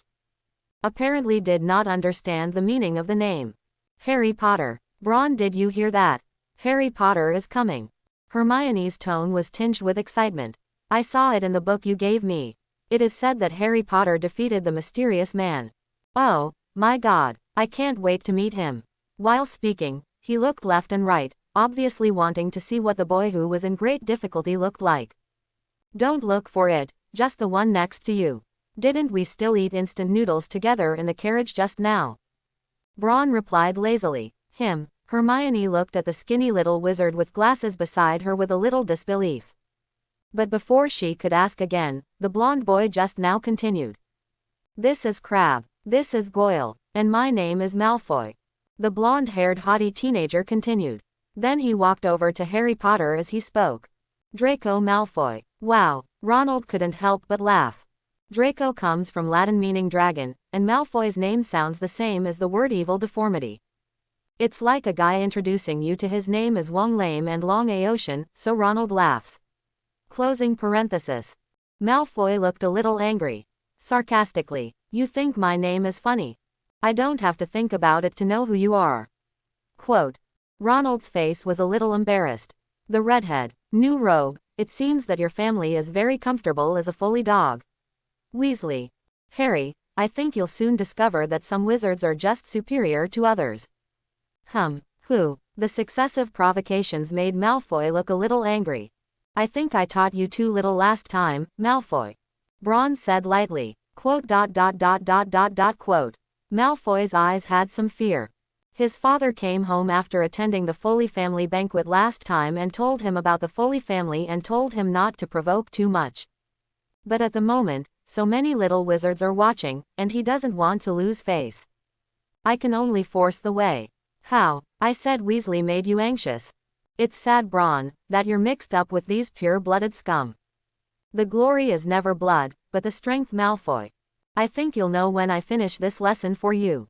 Eugadim Leviosa. I saw Bron gently wave his wand, and Malfoy gradually flew up. Ah, yes. Put me down. Put me down. Malfoy's tone was tinged with panic. Okay then, as you wish. Malfoy, who was about to fly to the roof, suddenly fell uncontrollably. Frightened, he screamed, "Ah, no, don't. Oh, didn't you want me to let you down?" said, causing the falling Malfoy to pause in the air.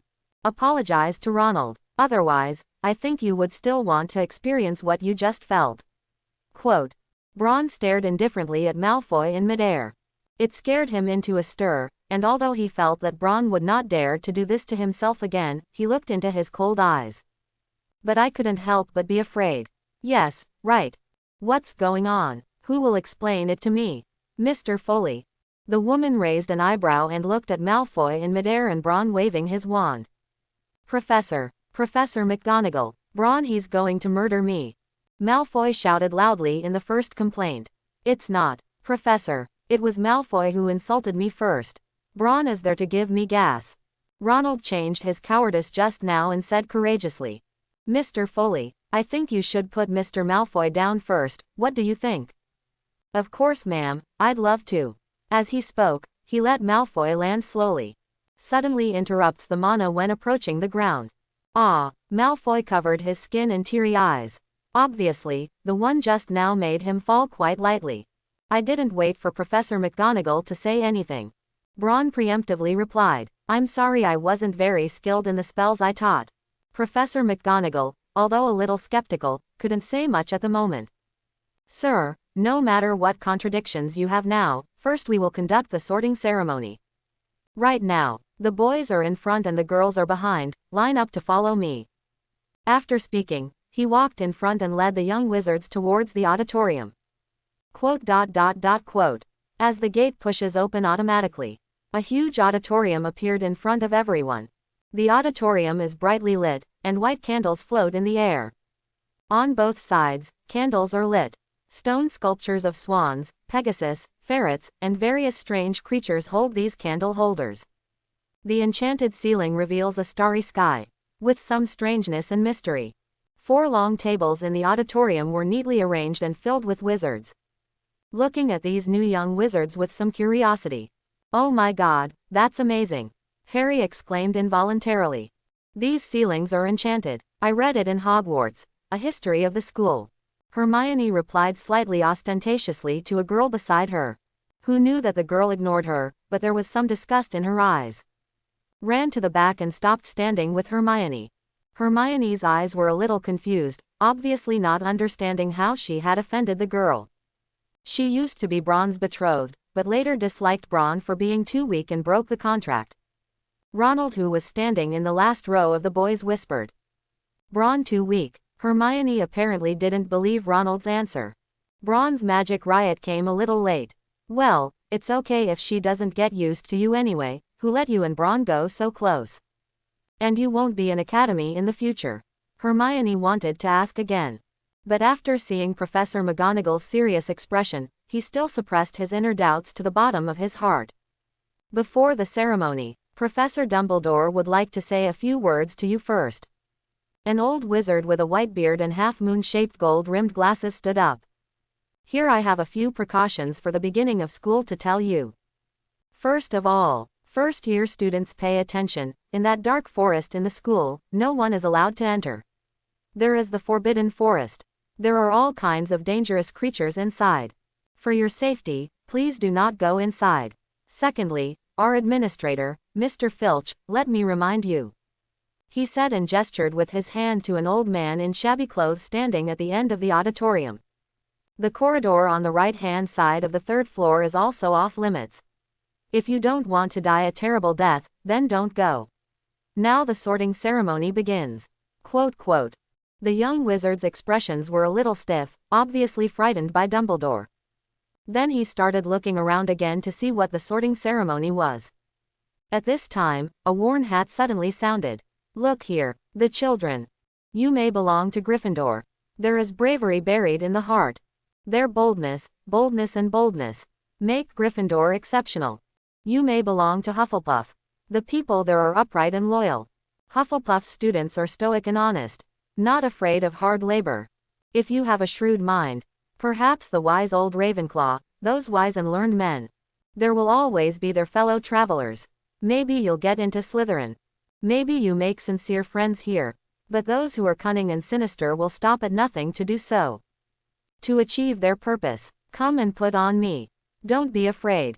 Don't panic. In my hands, although I don't even have a hand. You are absolutely safe. After listening to this hat and singing, Bron still felt quite interesting in his heart. It is said that the Sorting Hat sings different songs every year, and each capital has a special meaning.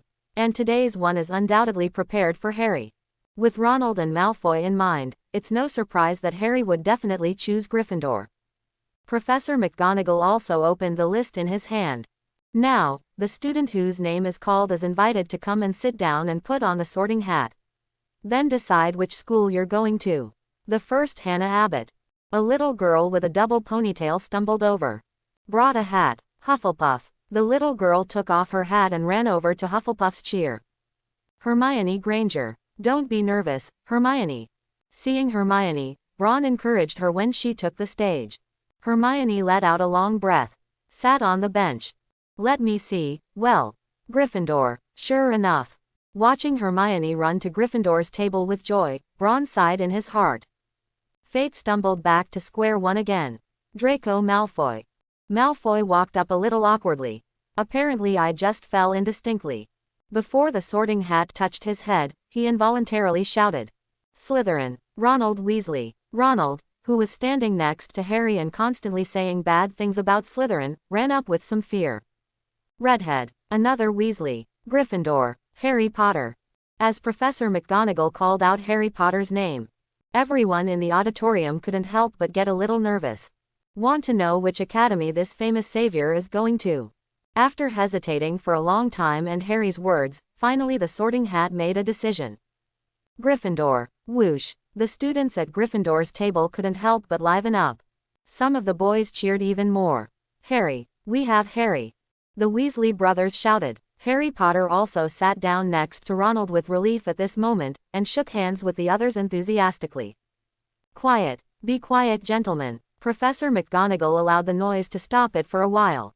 And the little lions of Gryffindor saw their dean sitting down honestly. It's just that it is still difficult to hide the eagerness in the conversation.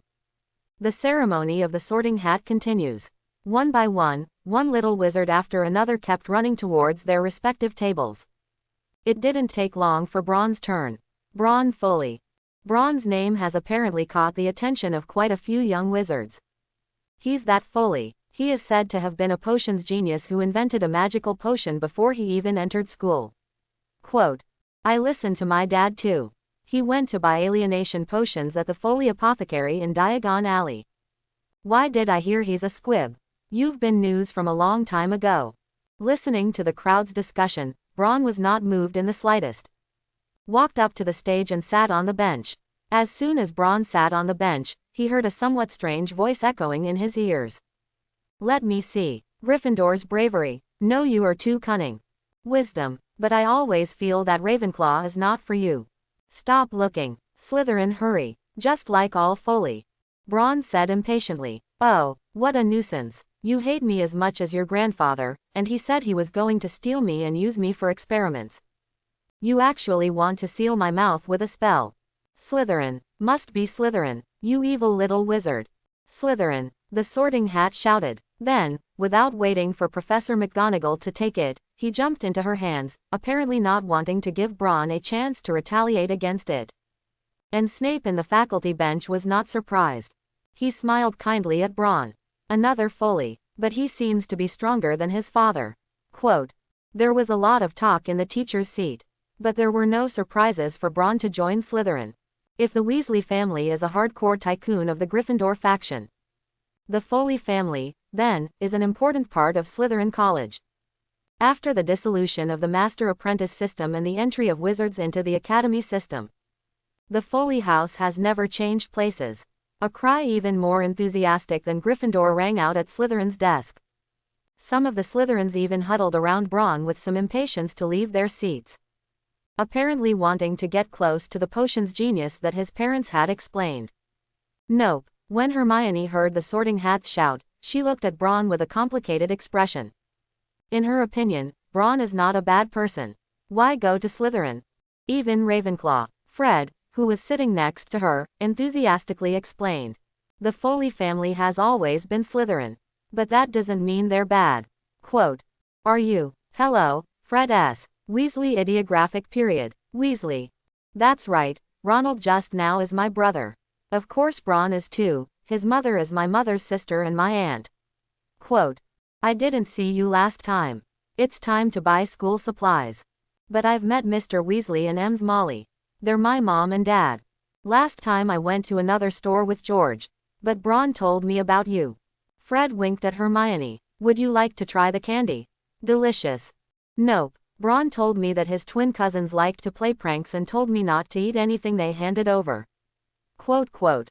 Oh, what a pity. Quote. Without half a minute of embarrassment, Fred turned around and handed the sugar to the other little wizard. Then the little wizard unexpectedly hit the trick. The big tongue caused the little wizards around him to laugh. Hello, Braun Foley. I'm Hubble. I'm Monty. Bardock. Hello guys. Braun is very skilled in talking to everyone. Didn't snub anyone. Every little snake who talks to Braun can't help but feel a little excited. The Foley family is a wealthy family. But Braun, as a traverser, obviously doesn't have pure blood arrogance. So talk to every little snake as an equal. Under the nod of the little snakes, and Braun's intentional friendship. The sorting ceremony had just ended. Braun has mixed well with most of the little snakes. When money is good, however, Malfoy they accept. The sorting ceremony is over. Now the banquet officially begins. With Dumbledore's snapping fingers, a variety of delicacies appeared on the tables of the crowd. It shocked the young wizards. Braun wasn't the slightest bit surprised. Stand up straight, picked up a knife and fork and found some good-looking food on the table and ate it elegantly. There was no sound during the whole process. Every now and then take a few sips of juice. It's so pleasant. This look, no matter which wizard sees it, he can know that this is a young wizard who has received noble etiquette and is from a pure blood family. Because I ate a lot on the train. So at the moment, Braun is not hungry. The napkin elegantly wiped the sauce from the corner of his mouth. Raised his head and looked around. In the teacher's seat in the auditorium, Dumbledore was concentrating on the pie on his plate. Next to him is Professor McGonagall in a green robe. Just like her meticulous personality, at this moment she is also seriously dealing with the dinner in front of her. The large Hagrid was proudly holding a wine glass the size of a basin and drinking with Professor Flitwick, who was only half an arm tall next to him. To be honest, this big and small comparison is really funny. Snape is still the same, with greasy hair paired with a black robe and hooked nose. At the moment, he is looking in the direction of Gryffindor with a gloomy face. Professor Quirrell beside him was pale in a big purple turban. The mindfulness in the mouth is nagging and I don't know what I am talking about. As if sensing Braun's gaze, Quirrell turned his head keenly. Seeing that it was Braun forced a smile. Braun smiled at him as well and turned his head away from staring at him. However, there was an uproar in my heart. How perceptive. And that thought just now. It's Voldemort. When he saw Quirrell's eyes just now, he instantly felt an invasion of consciousness. He couldn't be more familiar with this feeling. Dementor. So he closed his brain without the slightest hesitation and thought that Quirrell's head was like a pumpkin. Then he naturally lowered his head. Detect the gaze that is watching you disappear. Braun couldn't help but secretly breathe a sigh of relief. He is not the protagonist, and there is no guarantee that Dumbledore's eyes are focused on himself. In case one accidentally gets Quirrell to come and eat a large melon with an Awada, he will directly cool down. Therefore, he is more cautious than the protagonist group. Braun, what's wrong? Seeing the girl next to him shouting her name, Braun asked subconsciously. The speaker had beautiful blue eyes, and his blonde hair shone brightly in the candlelight. The skin is white and as white as milk. I see you were in a daze just now. Nothing, Daphne. The train gives me a bit of a headache. The lengthy sorting ceremony made me a little irritable. Braun explained with a smile. Daphne Greengrass. The eldest daughter of the Greengrass family. It is also a good friend that Bulan met in Pureblood. Okay, get plenty of rest. I will. Daphne cared for a moment and then concentrated on the steak in front of her. Phew. A purple toad emerged from Braun's pocket, jumped on the table and started eating. Oh my god. Jerry, aren't you supposed to be sent to my dormitory? Braun asked with surprise. Jerry the purple-skinned toad squealed disdainfully. Then he looked up at the starry sky on a plate and ate it cleanly. Is this your pet, Braun? This was all popular many years ago. You bring such an old pet. It seems to have found another place to satirize Braun. At this moment, Malfoy looked at Jerry sarcastically and said maliciously. Braun didn't even lift his eyes. Don't force me to teach you another, Malfoy. Eat your meal honestly. He really didn't want to take care of this furry child. Seeing Braun take out his wand again, Malfoy still wanted to say a few words but finally lost his guts. Punching the steak in front of him with a fork a few times seems to have taken it as Braun. Not for long. The students were finally full. I saw Dumbledore knock on the cup. All the food on the table disappeared. All right, guys, let me sing the school song together. In a tone you like. Hogwarts, Hogwarts, ask us knowledge, whether we are old people, or a child who falls and hurts his knee AFDB. Our minds can accept some interesting things. At first, Braun was a little hard to let go, but soon sang along with the crowd. He didn't learn the Weasley brothers' funeral march. Instead, it is sung in the tune of Good Luck. Not to mention, it's really interesting. Many of Slytherin have been sidetracked by themselves. Because now our brains are empty, full of air, dead flies and fluff. Teach us something valuable. Give us back what we have forgotten. You just have to do your best, and we will leave the rest to ourselves. We will study hard until we turn to dust. Oh, it's really touching. Whenever I sing our school song, I feel like I'm back in a teenager. Quote. Dumbledore sadly took off his glasses and wiped the tears from the corners of his eyes. Finally, children, before you go back to the dormitory to rest, I will give you the words that the principal gave me when I was in school. Stupid, cry, residue, screw, Latin, original Merlin bless you. After Dumbledore finished speaking, everyone walked to their respective lounges under the leadership of the prefect. As he walked out of the auditorium, Braun said hello to Hermione. Then he followed the prefect to the underground. Slytherin's lounge is on the ground floor, further down than Hufflepuff's common room. Originally, it was used as a place for prisoners. But after the castle became a school, it was converted into a lounge. Of course, it's not that damp or gloomy. Maybe it might be like this at first. But with generations of pure-blooded donations, Slytherin's lounge is clearly the most luxurious of the 4 academies. Braun followed Slytherin's prefect, Marcus Flint, down the first floor and then through a somewhat dimly lit corridor to a stone gate that, like Gryffindor, had a caretaker. It's just an old man who seems a little strict. Dressed in medieval aristocratic costume, his expression is gloomy and mean. Password, purebred. Look at the open lounge. The prefect explained to the first-year students. Our academy password basically changes once a week. We'll write it on the small blackboard in the common room and you'll see it later. Be sure to remember the password or you'll have to let your classmates bring you in. Do you see the stairs on our left? Below are the potions classrooms and the office of our house Dean Snape. If there is something to go to him. Our dean looks gloomy but not bad for us.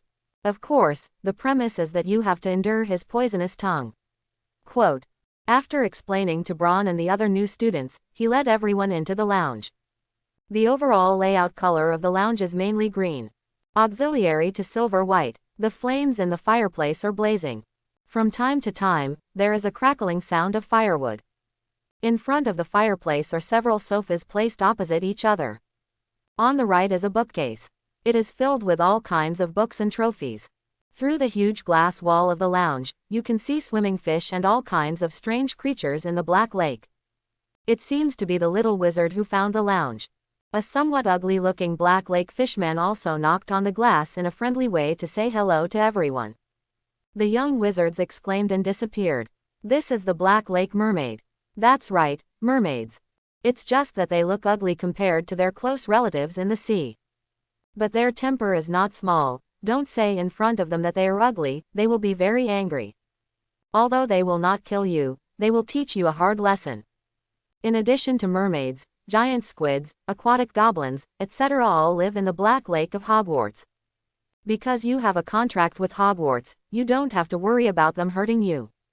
When you fall into the Black Lake, you can call them for help. They will be happy to help you. Remember to bring them something to eat later. They are also curious about some of the food on land. Quote, I saw the little wizards yawning. The prefect also knew that they were a little sleepy and stopped talking nonsense. Start leading them to their respective dormitories. Braun. And, entering the bedroom, Braun threw himself on a 4-poster bed embroidered with silver wire with pure blood supremacy, and quickly fell asleep listening to the whispers of his roommates. Early the next morning, Braun got up early because of the long cultivated routine. As soon as he opened his eyes, he found Jerry, who was staring at him with dead fish eyes, and a piece of parchment under him. Phew, see Braun wake up. Jerry jumped on the table very cleverly. Braun left it alone. Instead, I picked up such parchment and looked at it. Hogwarts first-year course. Not bad for 3 classes a day. 2 sessions in the morning and 1 session in the afternoon. It's so easy. Looking at the classes that seemed empty on the schedule, Braun sighed. Today is Monday mornings. 2 classes are Professor McGonagall's Transfiguration class and Snape's Potions class. In the afternoon, there is only 1 flying lesson. Get up and wash and brush your teeth. Then get dressed and take the textbook. Braun left the bedroom with Jerry carefully closing the door. The fireplace in the common room is still lit. It's just that last night's raucous comparison. The lounge in the morning is even quieter. No time lost. Braun took his belongings and hurried away. It seems that Braun got up too early. The whole castle seems a little empty. And this loneliness is exactly what Braun likes the most. Stop, little wizard on the night tour. Unruly. A hoarse voice sounded not far away. A somewhat elderly man limped over with red eyes and an equally red-eyed tabby cat. Note, the location of the Hogwarts classroom in the article is not specifically written by the original author, so I'll refer to the genuine authorized game Magic Awakening. Guaranteeing reason is not fabrication. Chapter 81. Braun saw that Filch didn't panic. Instead, he stood quietly in place. Without waiting for Filch to speak, Braun took the initiative and said, Hello, Mr. Filch. Filch obviously hadn't met such a polite little wizard who was so polite to him and couldn't help but panic for a while. Yes, hello. Quote, then he said viciously as if reacting. Don't you know that night tours are not allowed in school? Sorry, Filch, got me up too early. Forgot the school curfew. By the way, when I was at home, I heard my father mention you. This is my gift to you, please don't postpone it. 5. He said as he took out a tube of green potions. That's it. Who is your father? Albert Foley. Albert, I know. I remembered that you were Albert's son. Braun could tell by his confused look that he hadn't remembered his father. Of course, his father didn't mention the squib. Everything was made up by him. That's right. By the way, this is the potion I specially prepared for you. You should have heard of the alienation potions. And it's an alienation agent capable of hatching xenomorphs. This is a gift that my father specially entrusted me to bring you. Just add your blood to even a squib that can't use magic can use a certain amount of magic abilities through it. Quote, Filch first heard the color change behind the squib, and then couldn't help but get excited when he heard that he could use magic. In order to be able to use magic, he reported an unknown number of squib study classes for these years, but the result, it doesn't work in the slightest. Although he spent a large amount of gold gallons, he still did not obtain magic. Originally, he was going to give up. But at the moment, is this true? Filch held the potion in his hand and trembled. Of course, you can take the time to experiment. Now, go now. Filch took Braun's hand and was about to experiment. He had waited too long and didn't want to wait any longer. Braun didn't break free of his hand. Well, let's go to a place with grass. Braun was pulled by Filch and hurried to the Black Lake. You see, over here, is that okay? Filch said breathlessly, but with excitement in his eyes. Oh, of course, you can now open the cap and drip your blood into it. Not too many drops are enough. As soon as the words fell, Filch couldn't wait to pull the plug of the potion. He bit his finger fiercely for a while, and the blood flowed as if he didn't want money. But he didn't care at all. Instead, he carefully dripped a drop of blood. For a while, the potion changed from green to gray-black. Could it be like this when the blood of a squib drip looks like this? Braun said secretly in his heart. Because of the peculiarities of the alienation potion, each wizard drip will produce different changes. But the gap is small. But here in Filch the color changed. And then that, fall to the ground. The seeds inside the potion grow quickly after contact with the soil. Filch carefully poured the potion on the grass as if listening to an oracle. 1 minute, 2 minutes when Filch was about to despair again. He felt it. A weak consciousness appeared in his mind. And where he had just sprinkled the potion, a weak black-gray vine began to grow. I feel it. Magic, this is magic. I can control it. Filch yelled excitedly. Tears also continued to flow down the folded skin. Can you actually supply mana to a squib? Staring at the malnourished vine, Braun thoughtfully. Originally, his idea was to see if the squib could control alienated plants. But he didn't expect the result to be a little unexpected to him. How? What's going on? How did it become less? Magic. My magic that. Filch, who was originally crying bitterly, couldn't help but shout loudly. Disappeared. Braun was stunned. Yu Guang skimmed the withered plant and couldn't help but understand in his heart. It turned out not to be a permanent ascension. Instead, it draws on the power of plants. Quote. Looking at Filch, who looked a little crazy from heaven to hell at the moment, Braun shouted. Calm down, Mr. Filch. The magic hasn't disappeared, it's just gone for a while. I think you can try to control it to see if your magic is a little more than before. Braun's loud shouts calmed Filch gradually.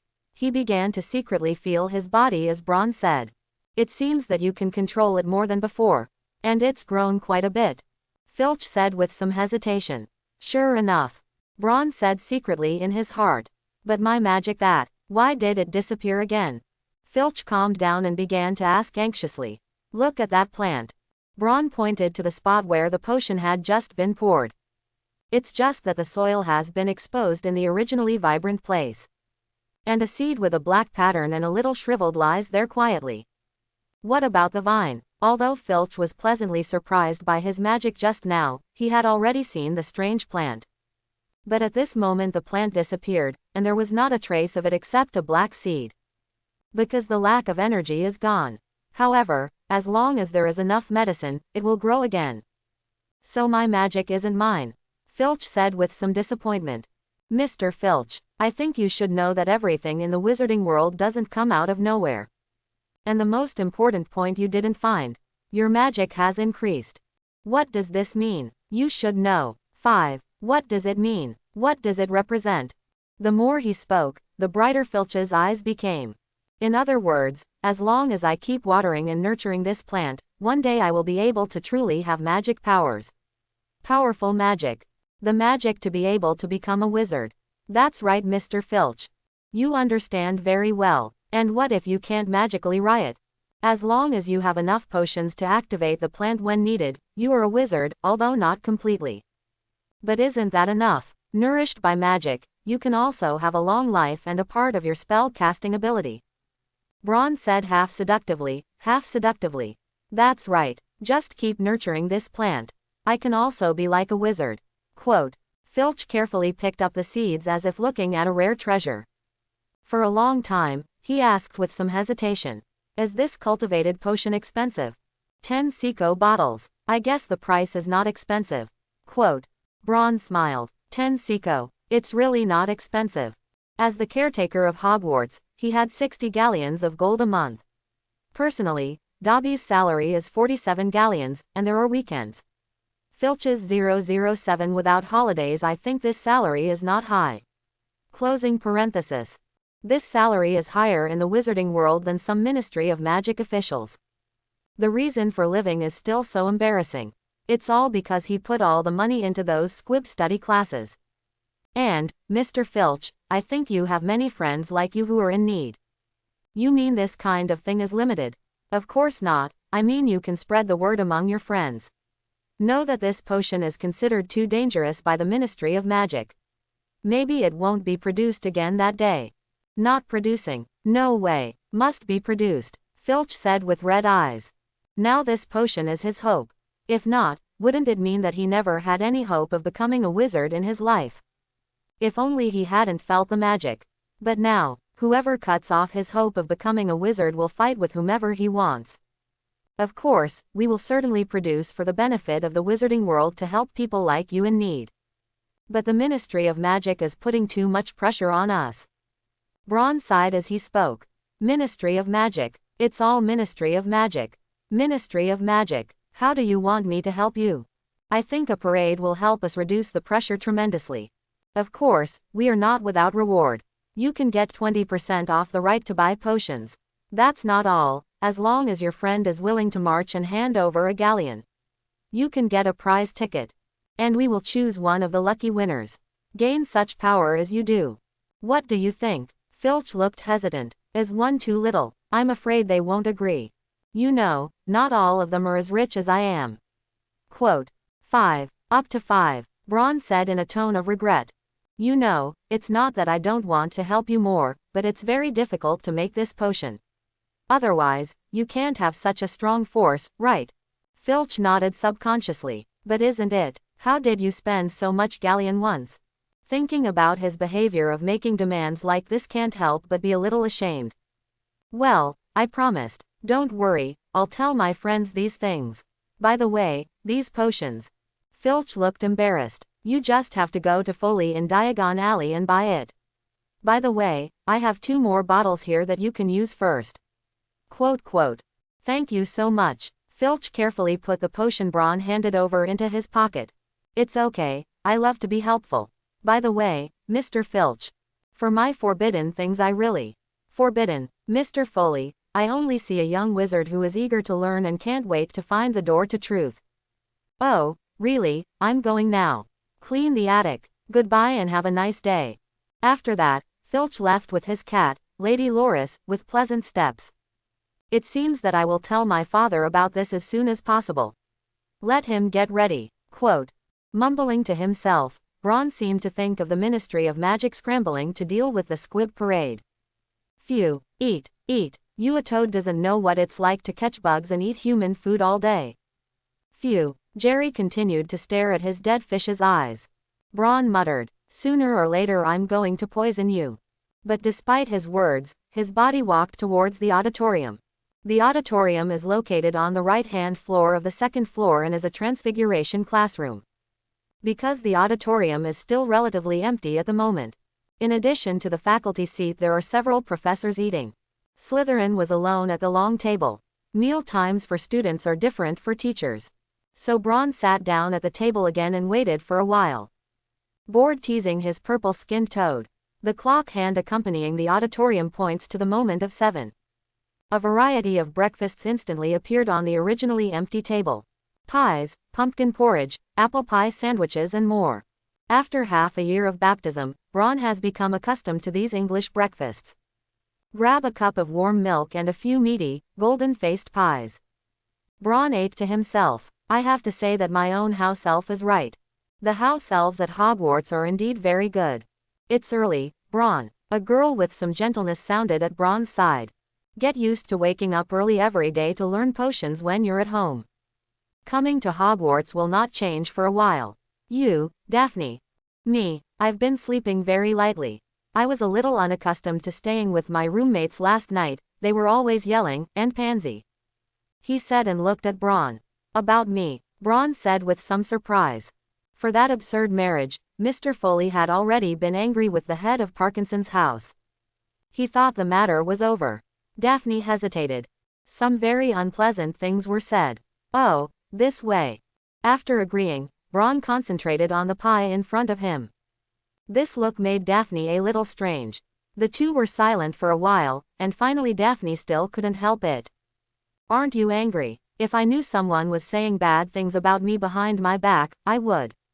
Daphne. Braun had finished his pie and wiped the corners of his mouth and his oil-stained fingers with a casual napkin. Daphne, since I was officially exposed to magic. And I understood a truth. For wizards, truth or power is what wizards really pursue. It doesn't matter if the others are good. Blood, glory, bad reputation. These are all add-ons to the search for truth. Just as humans never care about ants screaming at their feet, nor do they apologize to them for stepping on them to death. I don't care about the comments behind it. It doesn't affect me or hinder my strength. Okay, I'll see Daphne later. I think Professor Snape has something to look for me.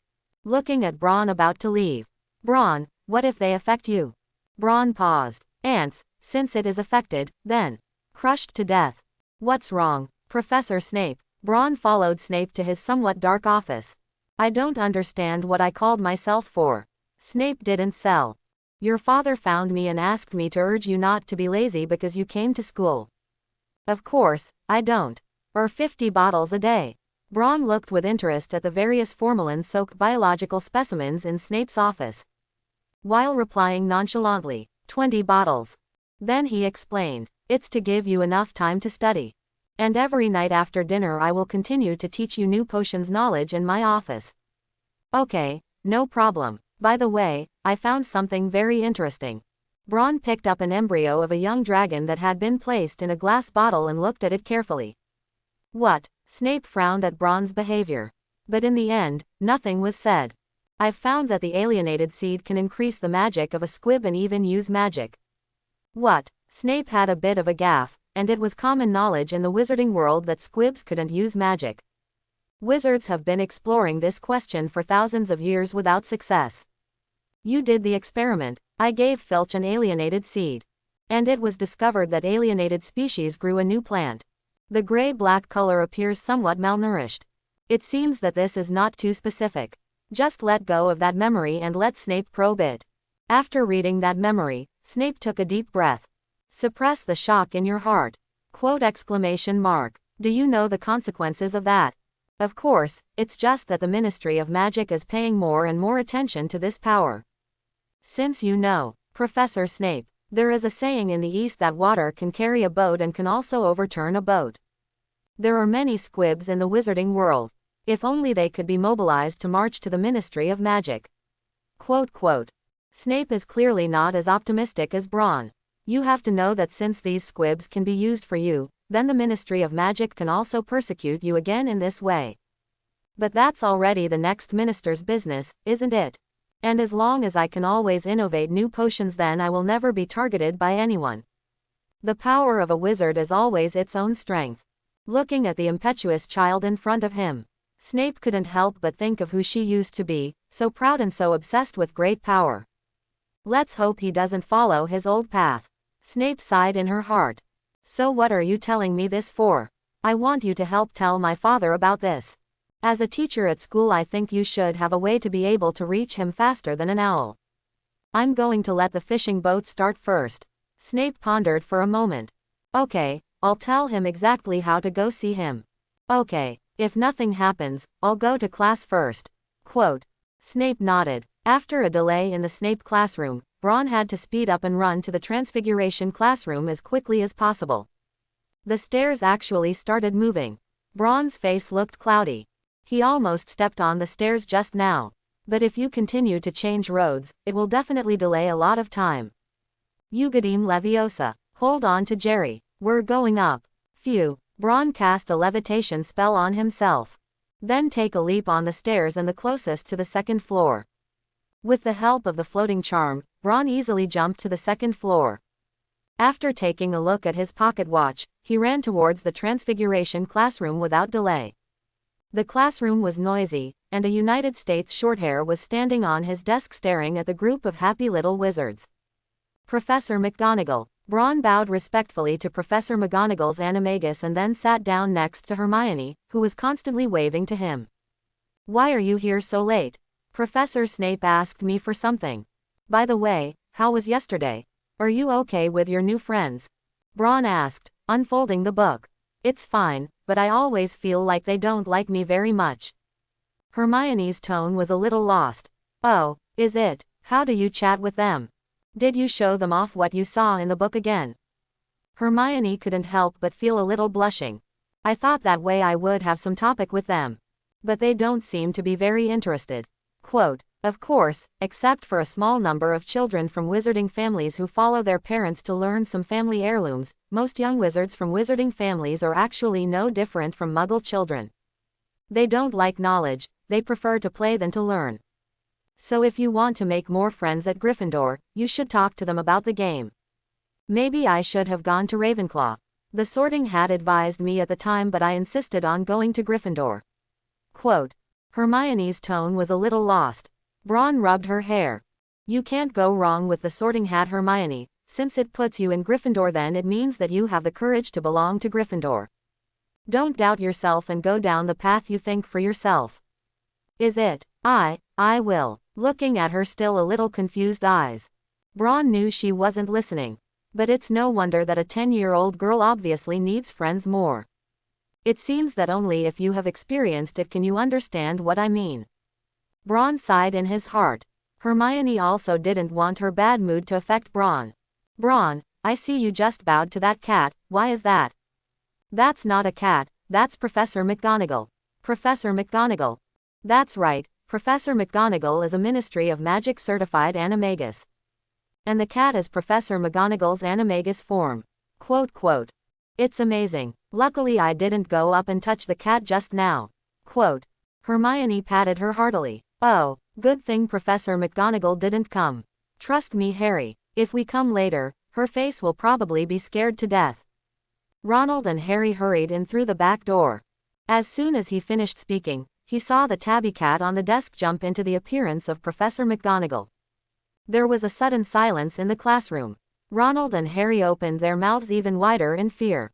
That's so clever, Professor McGonagall. Thank you for your comment, Mr. Weasley. Maybe I should turn you into a pocket watch, so that one of you will be punctual. Sorry, Professor, we're lost. Harry explained carefully. That becomes a map, so that you guys don't get lost. What are you still standing for? Hurry back to your seats. Can you get lost in the classroom? Finish teaching too late, students. Professor McGonagall returned to the podium. Transfiguration is a powerful and rigorous course. If anyone is naughty in my class later, then I'll let him go out and stand and never take my class again. Looking at the honest and well-behaved little wizards, Professor McGonagall nodded with satisfaction. First of all, I would like to praise Mr. Foley. He was the first in the class to discover my animagus metamorphosis. For that I say, Slytherin plus 5 points. Transfiguration is a powerful and complex magic. It is a kind of magic that turns one object into another. It is capable of turning inanimate objects into inanimate objects, not only but also inanimate objects. There are also transfiguration spells that can change some of the characteristics of an object, such as adding some animal characteristics to a person. That's right, Ronald, Hagrid made Dolly grow a pig's tail when he picked me up. My clothes. Vernon even took Dolly to Dunloon to cut his tail. Harry whispered to his little friend, Ronald. Whisper, Harry, we'll talk later. Professor McGonagall paid attention to us. Quote. Ronald replied in a low voice.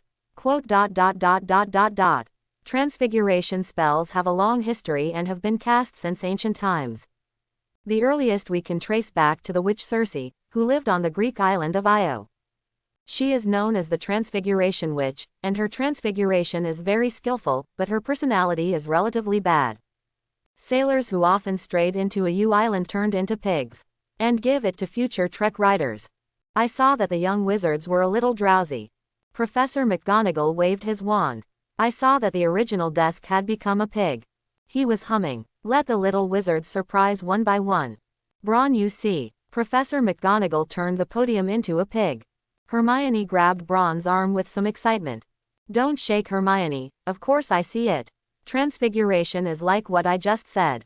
Turn inanimate into animate. As long as you study hard, you can reach my level. Does anyone know the spell of the transfiguration spell? One by one, the little wizards lowered their heads and did not dare to speak, for fear that they would be questioned. One of the little witches, on the other hand, was different, raising her hand as if afraid the teacher would not see it. Oh, well, Miss Granger. Hermione immediately stood up and replied. Vila Vito. That's right, Vila Vito.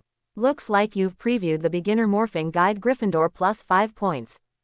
Hermione sat down and lifted her chin towards Brawn with some vigor. Brawn couldn't help but laugh. All you have to do in today's lesson is learn to turn matches into needles with the transfiguration charm. While speaking, boxes of matches flew onto each student's desk.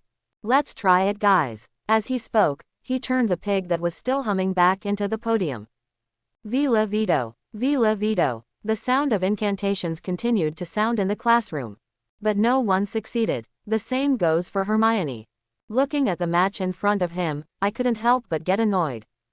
Close your eyes and imagine what the needle looks like in your mind. Quote, quote. Braun prompted from the sidelines. Yes, that's it. Imagine that the match in front of you is the needle you imagine. Quote.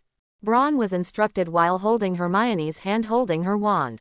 Gently wave. Spell it. Vila Vito. I saw that the match in front of Hermione had become a somewhat abstract needle. However, through the appearance, it looks more like a potholed wire. Did it work, Braun? Hermione was still closing her eyes nervously. Of course. Open your eyes and see. Looking at the somewhat ugly needle girl in front of her, she couldn't help but be excited.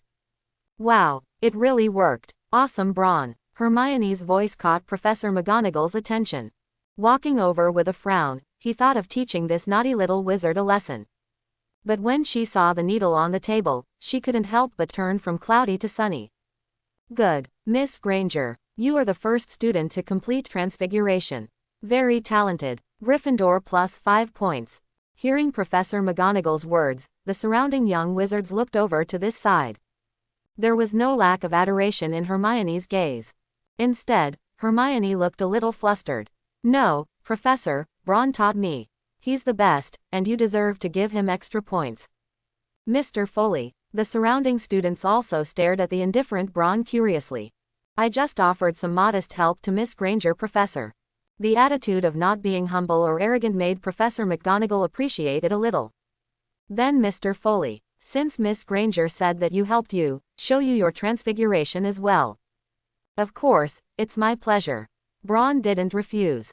Take out the spell and gently wave it at the match in front of you. Vila Vito. The appearance of the match slowly changed, turning into a needle with tiny patterns engraved on it. Professor McGonagall picked up the needle and looked at it carefully and was amazed. Very powerful transfiguration, Mr. Foley. I don't think I could have turned a match into such a beautiful needle as skillfully as you were at your age. Can you tell us what you just said to Miss Granger? How did you help her complete the transformation? Braun stood up and said without fear. In my opinion, for transfiguration to succeed, the first step is to clearly determine in your mind the specific appearance of the object you want to deform. Secondly, knowing the nature of the substance and so on can only be able to accurately specify the mana and then complete the transformation through the spell. Simply put, first understand and then go deeper and finally finish. Snap. Professor McGonagall applauded in surprise. Very novel angle, Mr. Foley. What you are talking about is somewhat similar to the properties of objects in alchemy. Or chemistry in Muggles. Quote, I've read some Muggle chemistry books. I think some of these things are worth learning from. Quote.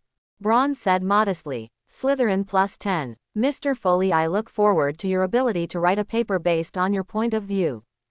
If you need help you can come to my office. Keep practicing, everyone. In addition to Mr. Foley, your assignment today is to talk about your feelings about transfiguration and the task of turning matches into needles. Before the next class, I will check your progress. Awesome, Braun. Hermione had a somewhat adoring tone. Practice a lot and you can also, Hermione. The transfiguration class is not long. An hour and a half was quickly over with the constant practice of the young wizards. After taking a break from the last toilet, they hurried towards the potions classroom. The potions classroom is located under Slytherin's common room. This time Braun came early. Sit at a long table with Hermione. On the table is a steaming crucible. The water inside is constantly boiling. The little wizards looked at the crucible in front of them with some curiosity. One by one, they exchanged ears and discussed each other. It's so much fun. Professor McGonagall was able to turn a podium into a pig. Yes, I heard my mom say that Professor McGonagall is amazing. I still find these steaming cauldron more interesting. What kind of teacher do you talk about for a while? Bang. The door was pushed open, and a middle-aged man with greasy hair in a black robe walked in. As soon as he walked to the podium, he said to himself, You are not allowed to wave your wand or chant incantations in my class. Perhaps since there is no foolish waving of wands here, many of you will not believe that this is magic. I don't mean that you can really appreciate the beauty of the white smoke wafting from the slow simmering cauldron. You don't really understand the fluid that flows into people's veins, the magic that makes people feel amazing and confused. While speaking, the man's expression was a little intoxicated. But for those who really excel, those who have aspirations, I can teach you how to increase prestige, brew glory, and even prevent death, but only if you're not the kind of fools I often meet. Quote. The little lions were stunned by the man's words. And Slytherin's little snakes are one by one excited. Hermione, listen to me and don't raise your hand if you don't want to be embarrassed for a while. Professor Snape is unfriendly to Gryffindor. Ron said cautiously to Hermione on his side. Under normal circumstances, he was confident that he would be able to turn a blind eye to Snape about something.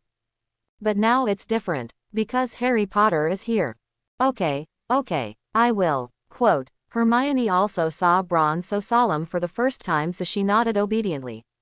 Then again, maybe many of you used magic before you even came to school. But that's not a reason for you not to listen to the lectures. Snape watched as Harry Potter's tone grew serious. Ronald pushed Harry, who was taking notes. But even so, Snape was still not ready to let him go so easily. Mr. Potter, our generation of celebrities, tell me what you get when the powder of narcissus root is added to the wormwood infusion. Sorry, sir, I do not know. Quote, if I'm looking for a piece of bezoar, where should I go? Is there any difference between Scaphocarpus and wolf poison aconitum? Look at Harry Potter with his head down, silent. And the curly hair on her head. Snape's heart couldn't help but feel angry.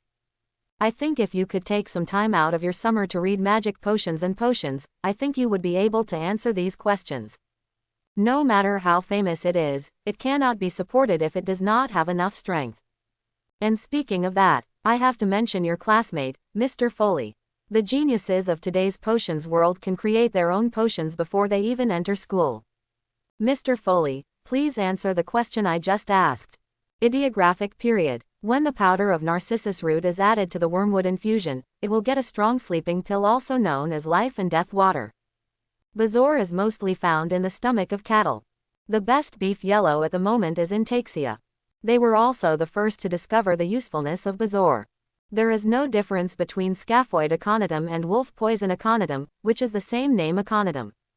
The reason for the difference in name is that the famous pharmacist Damcos Bell discovered that a new type of potion wolf poison could be made from the aconitum of the navicularis.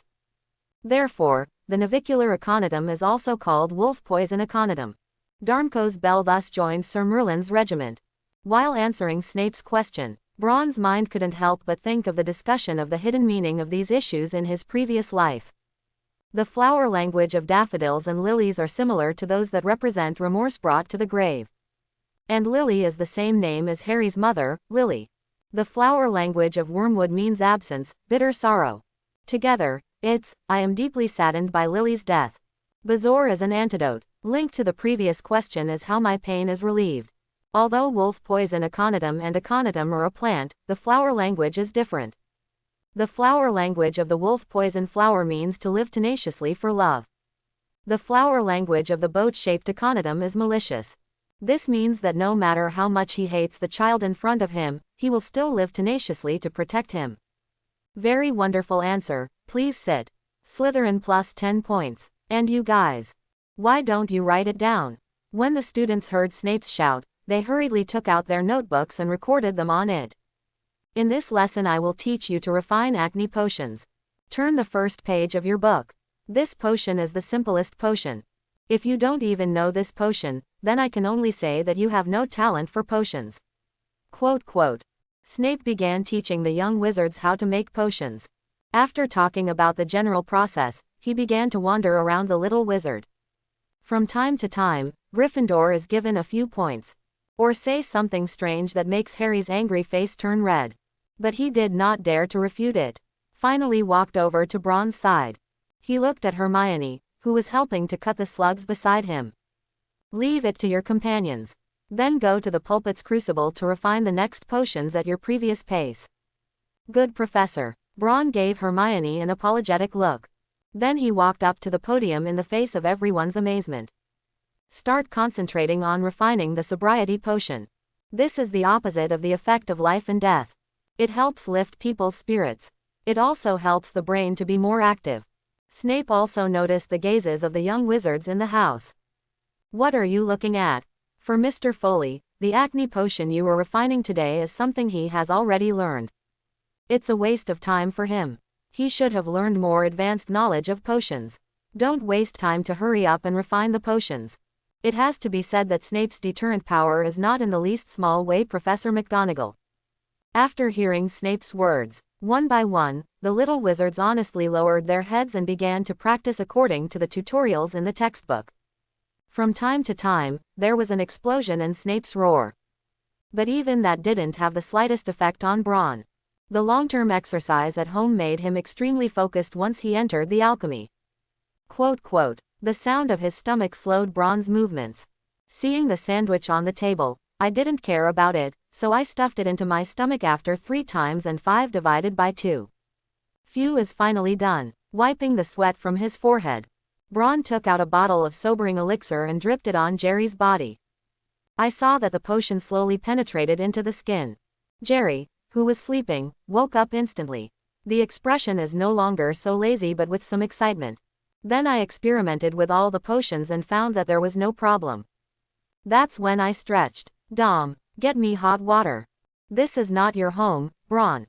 Quote, Braun was startled. I saw Snape standing behind him with a medicine bottle in his hand and admiring the medicine. Ravenclaw's Eaglet and Hufflepuff's Badger in the classroom looked at him in amazement. When they came to class, they found Braun refining potions on the podium. Although I was surprised, I didn't dare to say anything more because of Snape. It wasn't until Braun shouted for hot water that they raised their heads. Braun was also embarrassed. I was a little fascinated by the potion I had just made. After I finished, I thought I was subconsciously shouting out in my own home. Looking at the room full of eaglets and badgers, I only felt that after today, my words today would definitely spread out. The society is dead. Snape didn't care about Braun's social death. Instead, he commented on the potion with interest. It worked well. Looks like you've improved again. But I always feel that I have not improved as much as before. There is a feeling of stabilization. Quote, there are too many things during this time, but Qian Zhao has less time to refine potions, so it is a little rusty. Braun quickly explained. Snape nodded in agreement. I've taken your leave of absence from flying lessons. It's not long since the class started, and there should still be time for you to check it out. Don't forget to come in the evening. Good professor. I'll go first. Quote. With that, he grabbed Jerry. Left. Of course, he knew the reason why his current level of potions had not improved much. This is because the original pharmacist talent is no longer able to support his next research. That's not to say that Braun can't refine potions. It's just that the level of the potion no longer exceeds his own strength and gradually becomes the same as that of an ordinary potions master. It's like saying that the effect of an acne potion refined by an ordinary potions master is 10. Braun was able to reach 12 or even 15 thanks to the talent of a pharmacist.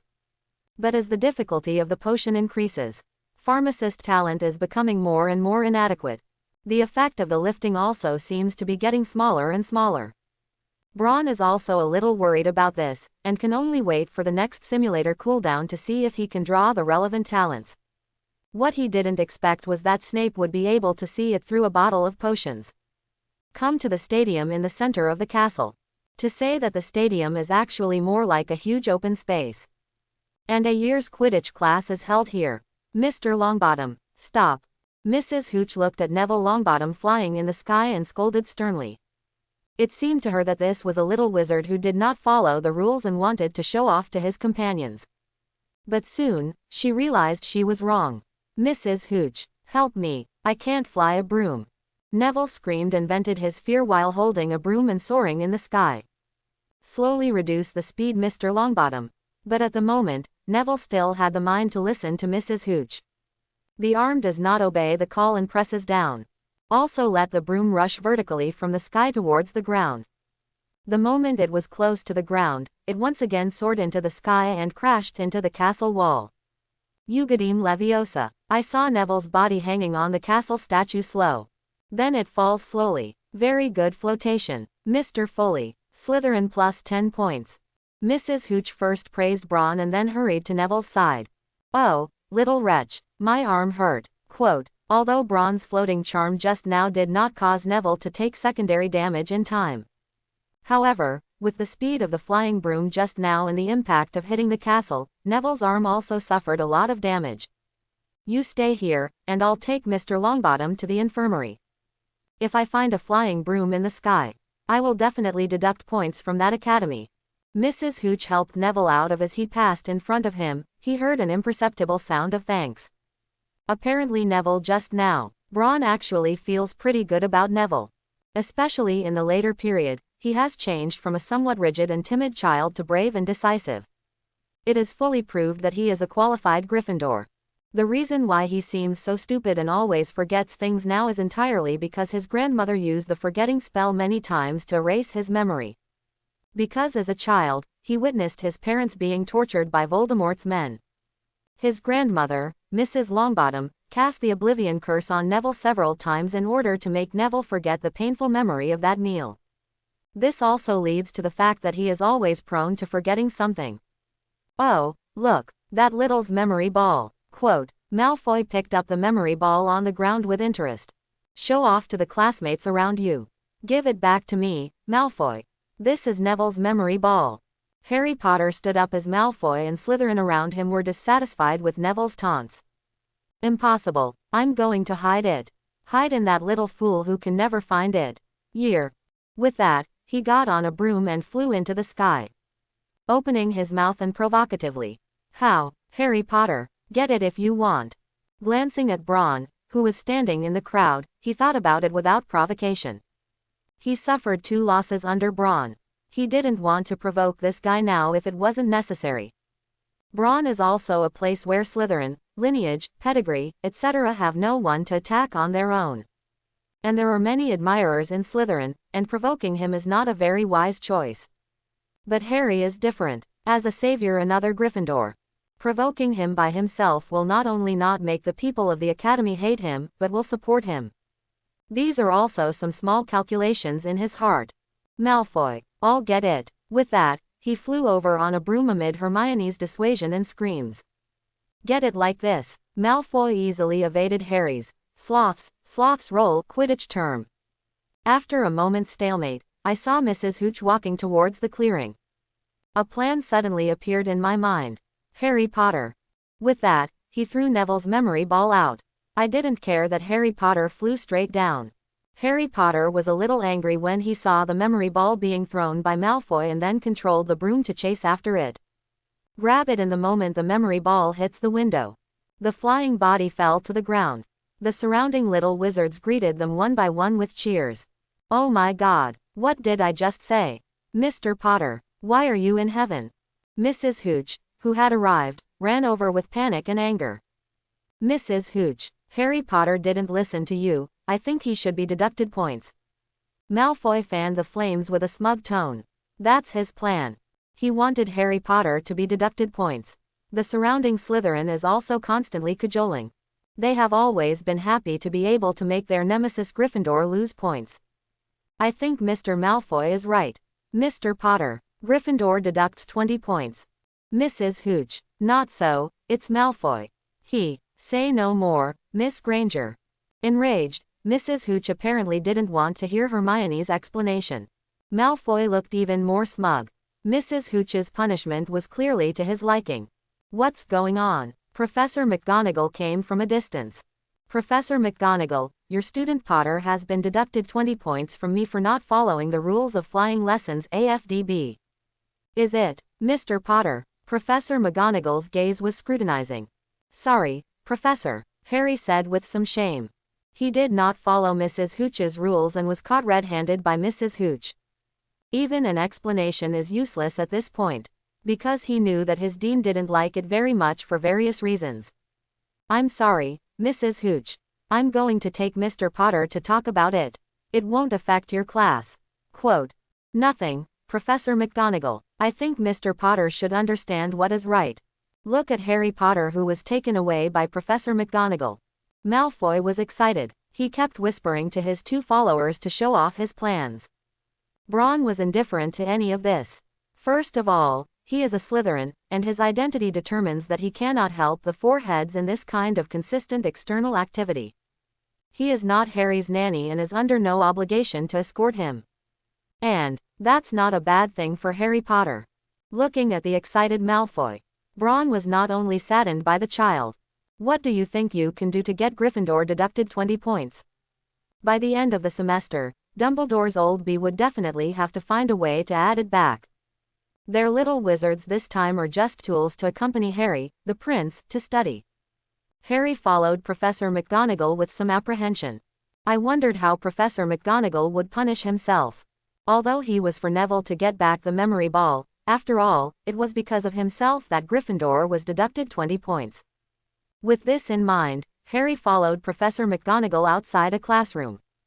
"Hello, Professor Quirrell. I want to find Wood." Quote.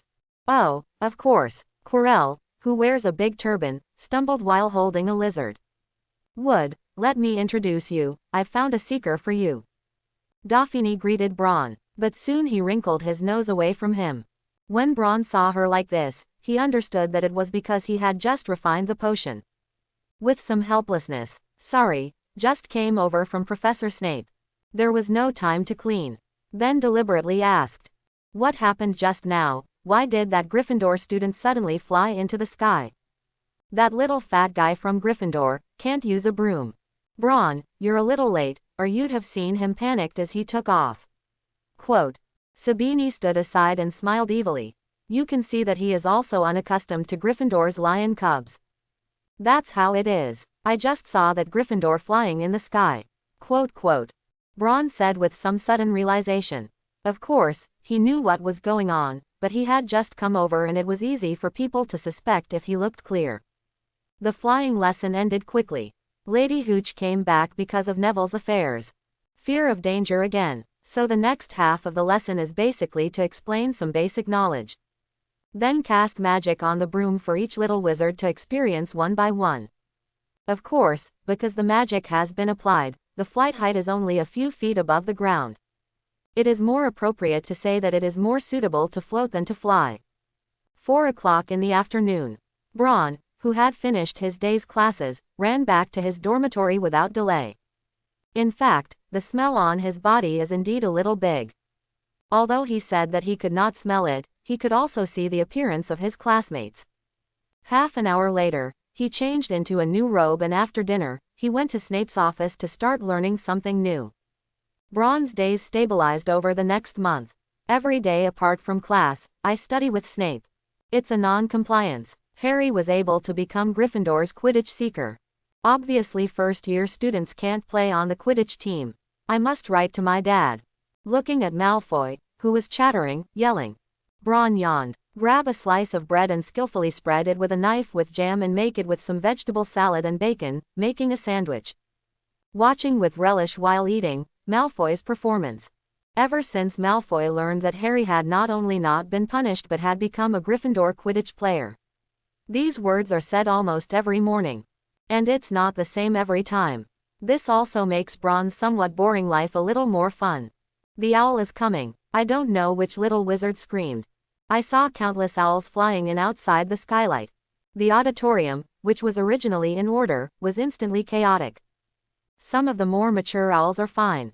Packages and letters will be thrown into the hands of the recipient. But some young playful owls prefer to suddenly throw their packages high in the air.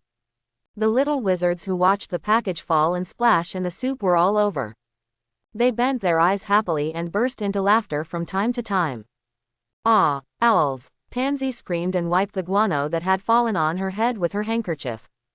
The little wizards around her involuntarily moved away from her, for fear of being caught on himself by bird droppings.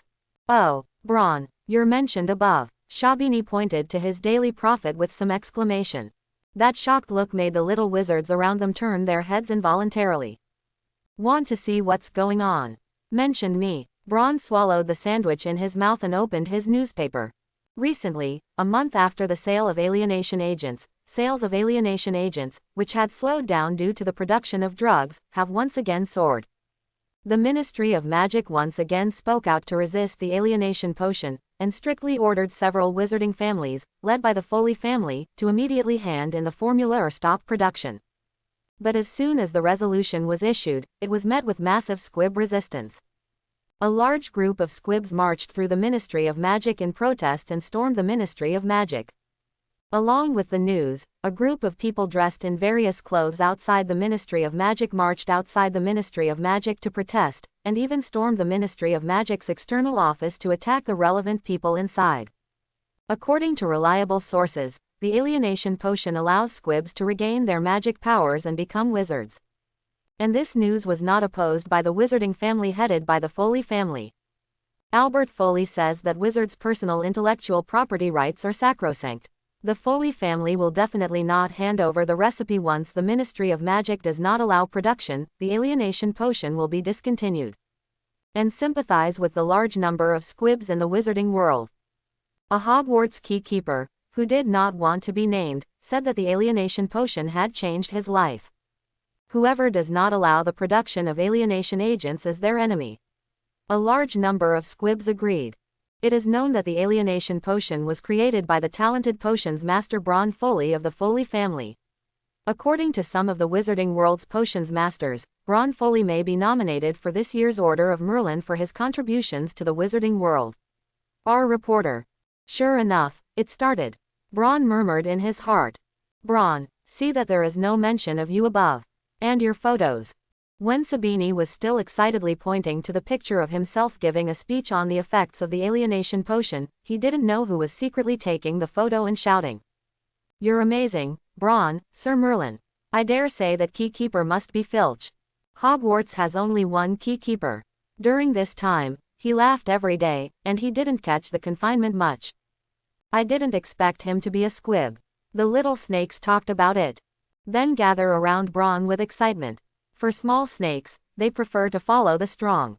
Although Bron and some Gryffindor are relatively close. But judging by the points he has added to the academy in class during this time and the report now. Undoubtedly a strong man, and such a person is precisely the ideal follower of the little snakes. It's not just the snakes, except for Slytherin's nemesis, Gryffindor. Ravenclaw's eaglets are also outstanding. Bron had already seen several eaglets glaring at him. Snape, who had a gloomy face on the podium all day, pulled out an ugly smile and replied modestly to the professors around him who were constantly complimenting. But looking at his chrysanthemum-blooming old face, you can tell that he is in a very good mood at the moment. Just because you are nominated doesn't mean you will definitely get it. Bron reluctantly explained to the young wizards around him. He just paid attention to the front.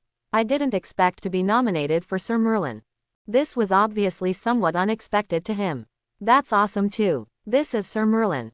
Prefect Marcus Flint said with some jealousy. Looking at the dazzling teenager in front of him, he thought about his first grade. It's just inferior to dogs. Bron is amazing. Ronald looked at the news in the newspaper and sighed. He wasn't jealous of Bron, after all, because his father was also in the same camp as the Foleys. On the contrary, it made their family's life a lot better. Squeak. Scabber arched Ronald's arm a little languidly. Do you want to drink the medicine again? The mouse has gotten fatter since Bron operated on Scabbers. But the coat color is indeed much better. The only downside is to drink some of the potions Bron gave him every day. At first, Ronald was a little worried that he was addicted. However, after getting Bron's repeated confirmation that animals are not addictive, only wizards are addicted, he no longer worries. After all, Scabber is just a mouse. Not a wizard, afraid of something. After drinking the medicine, Spotted went back into Ronald's pocket to sleep after eating something. Lee Jordan, who was sitting across from him, spoke in a sour tone. What potions genius, didn't the Ministry of Magic say? This is a legal pharmacy. And also a Slytherin. There are no good people in Slytherin. All are bad wizards. As a Zulu, or in such an old country, he is also more sensitive to the gazes of others. He was particularly sensitive to Bron's polite and malicious eyes. It's like looking at an experimental specimen and a lowly slave. This gaze deeply stung his heart. Hey, Bron is not such a person. He wasn't a dark wizard. He also saved Neville. Hermione retorted dissatisfiedly. Neville also blushed. No, that's right, he saved me. My grandmother said I wanted to thank him. That must be he has a bigger conspiracy. Also, mind your own Miss Jack of all trades. After speaking, everyone left with anger. Hermione's gaze also looked a little sad. During this time, she kept fighting for Gryffindor's scores. But he didn't get the same kind of love from his classmates as Ron. On the contrary, not a single friend was made. Plus she always wants to help some students when she sees them making mistakes in their homework. Instead, she was regarded as arrogant and nosy and even nicknamed her Miss Jack of all trades. All this made her feel sad. It seems to notice that the atmosphere is a little strange. Harry volunteered. Look, this, Gringotts burglary. Gringotts' vault is said to have been stolen. The contents of it are also missing. What? Although Hermione was in a bad mood at the moment, she still couldn't hold back the curiosity in her heart. Harry Potter shook his head and replied in a low voice. I don't know, but I went here with Hagrid before school started, and he mysteriously took out something and put it in his arms. It is said to be a secret of Hogwarts. The stolen vault was just this, but it was taken by Hagrid. So what else are we worried about? You know this is Hogwarts. The safest place in the wizarding world in all of England. Dumbledore is the principal here. That thief would certainly not dare to come here. Ronald said nonchalantly, while picking up a glass of pumpkin juice and drinking. I hope so. Breakfast time is over. Ron had a hard time getting rid of the little snakes around him. But even so, when he went to class, he would still see many young wizards pointing at him. Some he knew and some he didn't. Look out, with the news in the Daily Prophet. Bron is completely famous. Today's lessons are charms and history of magic. In the afternoon, defense against the dark arts class. Bron hurried to the 5th floor with the book for the charms class. This class is still Slytherin and Gryffindor. Professor Foley had been waiting in the charms classroom for a long time. I saw that everyone in the classroom had arrived. Professor Flitwick stands on the podium of the book. In this lesson, let's learn the floating spell. First, let's review the fluorescent spell from the previous lesson. Who will show you first? Oh, very good, Miss Granger. Quote, fluorescent flashing. Hermione easily lit up the tip of her wand with a bright fist-sized cluster of light. Very well, Miss Granger. Remember its counter curse. Come, try to extinguish my wand. Of course, remember, sir. Knox. I saw Hermione's wand waving. The light cluster on Professor Flitwick's wand flashed a few times before disappearing. Gryffindor added 5 points. Thank you so much for the presentation, Miss Granger. In this lesson, we're going to learn a new mantra. Floating curse. I think some of you already will. Mr. Foley, wouldn't you mind showing us this? Of course, I'm happy, Professor. Bron waved his wand, and the white feathers on his table swirled around. It seems that this is not enjoyable. Bron cast another transformation spell, 887. Ideographic period. I saw that the image of the feather gradually extended and deformed into a white bird. Soar through the air with the help of the flotation charm. Finally, Bron's spell turns back into feathers and falls on the table. Wonderful transfiguration charms and floating charms. Mr. Foley. I think after a while you should be able to truly master turning inanimates into living beings, instead of borrowing the floating charm. Of course, this performance has to be said to be very good at your age. 5 points for Slytherin. Thank you, Professor. I'll try. Quote, Bron has no pride, as Professor Flitwick said, although he had just conjured Oscar through transfiguration. But it's just the shape of a bird. There is no life at all and there is no way to fly, just meaningless waving of wings. The so-called flight is just borrowing the ability of the floating spell. Transfiguration is not so simple. In particular, inanimate becomes alive. The difficulty of this is not something that even Bron with a plug-in will be able to master for a while. Bron thinks it will have to wait at least until his 3rd grade or longer. Don't think it's slow, it's already powerful. A master shapeshifter like Professor McGonagall has been immersed in it for many years before succeeding. You must know that she graduated and joined the Ministry of Magic with the 1st grade in the school that year. It didn't take many years to become the head of the Transfiguration Department, but Professor McGonagall was tired of the intrigues of the Ministry of Magic and returned to Hogwarts to become a professor. I have been immersed in Transfiguration for at least a few decades to achieve what I am today. Professor McGonagall joined when Dumbledore was her colleague. So she must be at least 60 or 70. Closing parenthesis. That's not something Bron can catch up with in a few years. The more Flitwick looked at Bron, the more satisfied he felt, but unfortunately he was not a hawk. Sighed and continued today's teaching. Guys, just like Mr. Foley. His movements are standard, shake and wave while chanting the mantra. Eugadim Leviosa. Okay, let's try it yourself. Focus on controlling the feathers in front of you. The difficulty of the floating charm is related to the mass of the object. The heavier the object, the more difficult it is to float. As a young wizard for the first time, Flitwick prepared only one feather. Neither dangerous nor caused. Bang! Only a loud bang was heard. The feathers in front of a little wizard in Gryffindor were blown to black ash. Even the little wizard's face was blackened by the smoke of the explosion, and his mouth opened to spit out a mouthful of black smoke. Professor, it looks like I still need a feather. Of course, but I think you should be lighter. Professor Flitwick kindly reminded. The bell rings along with the end of the charms class. None of the young wizards, except for Hermione and Bron, succeeded in casting the floating charm. Following on from Gryffindor, Goyle and Crabbe followed suit. Bombed ashen face. Even Professor Flitwick, who has always been good-tempered, couldn't help but feel helpless for these reckless little wizards. That's why they were asked to copy 50 times. I'm not an orangutan wielding a wand, I'm a wizard. And to write in the enchanted parchment that Flitwick gave them. This is to prevent the young wizards from using small spells that have an effect similar to rubbing. Of course, Professor Flitwick was completely overwhelmed. With a brain volume the size of Crabbe and Goyle's walnut kernels, he wouldn't have come up with such a good solution. As for Gryffindor, whose face is still dark, Bron looked at his unconcerned and happy silly look and knew he was not much better than Crabbe and Goyle. Take the history of magic book. Listening to the complaints of the young wizards around him, Bron came to the 3rd floor. Mr. Foley. Good morning. Filch was holding the key and happily opening the door to the history of magic classroom. Ask why the professor didn't open the door. Do you expect a ghost to open the door? Hello, Filch, how's it going? Because it was still early and there was plenty of time, Bron didn't mind having a few words with Filch. Filch showed a mouth of rotten teeth. Very good. Great. I've never been so good. Since obtaining the seed of alienation, his dream of decades has finally come true.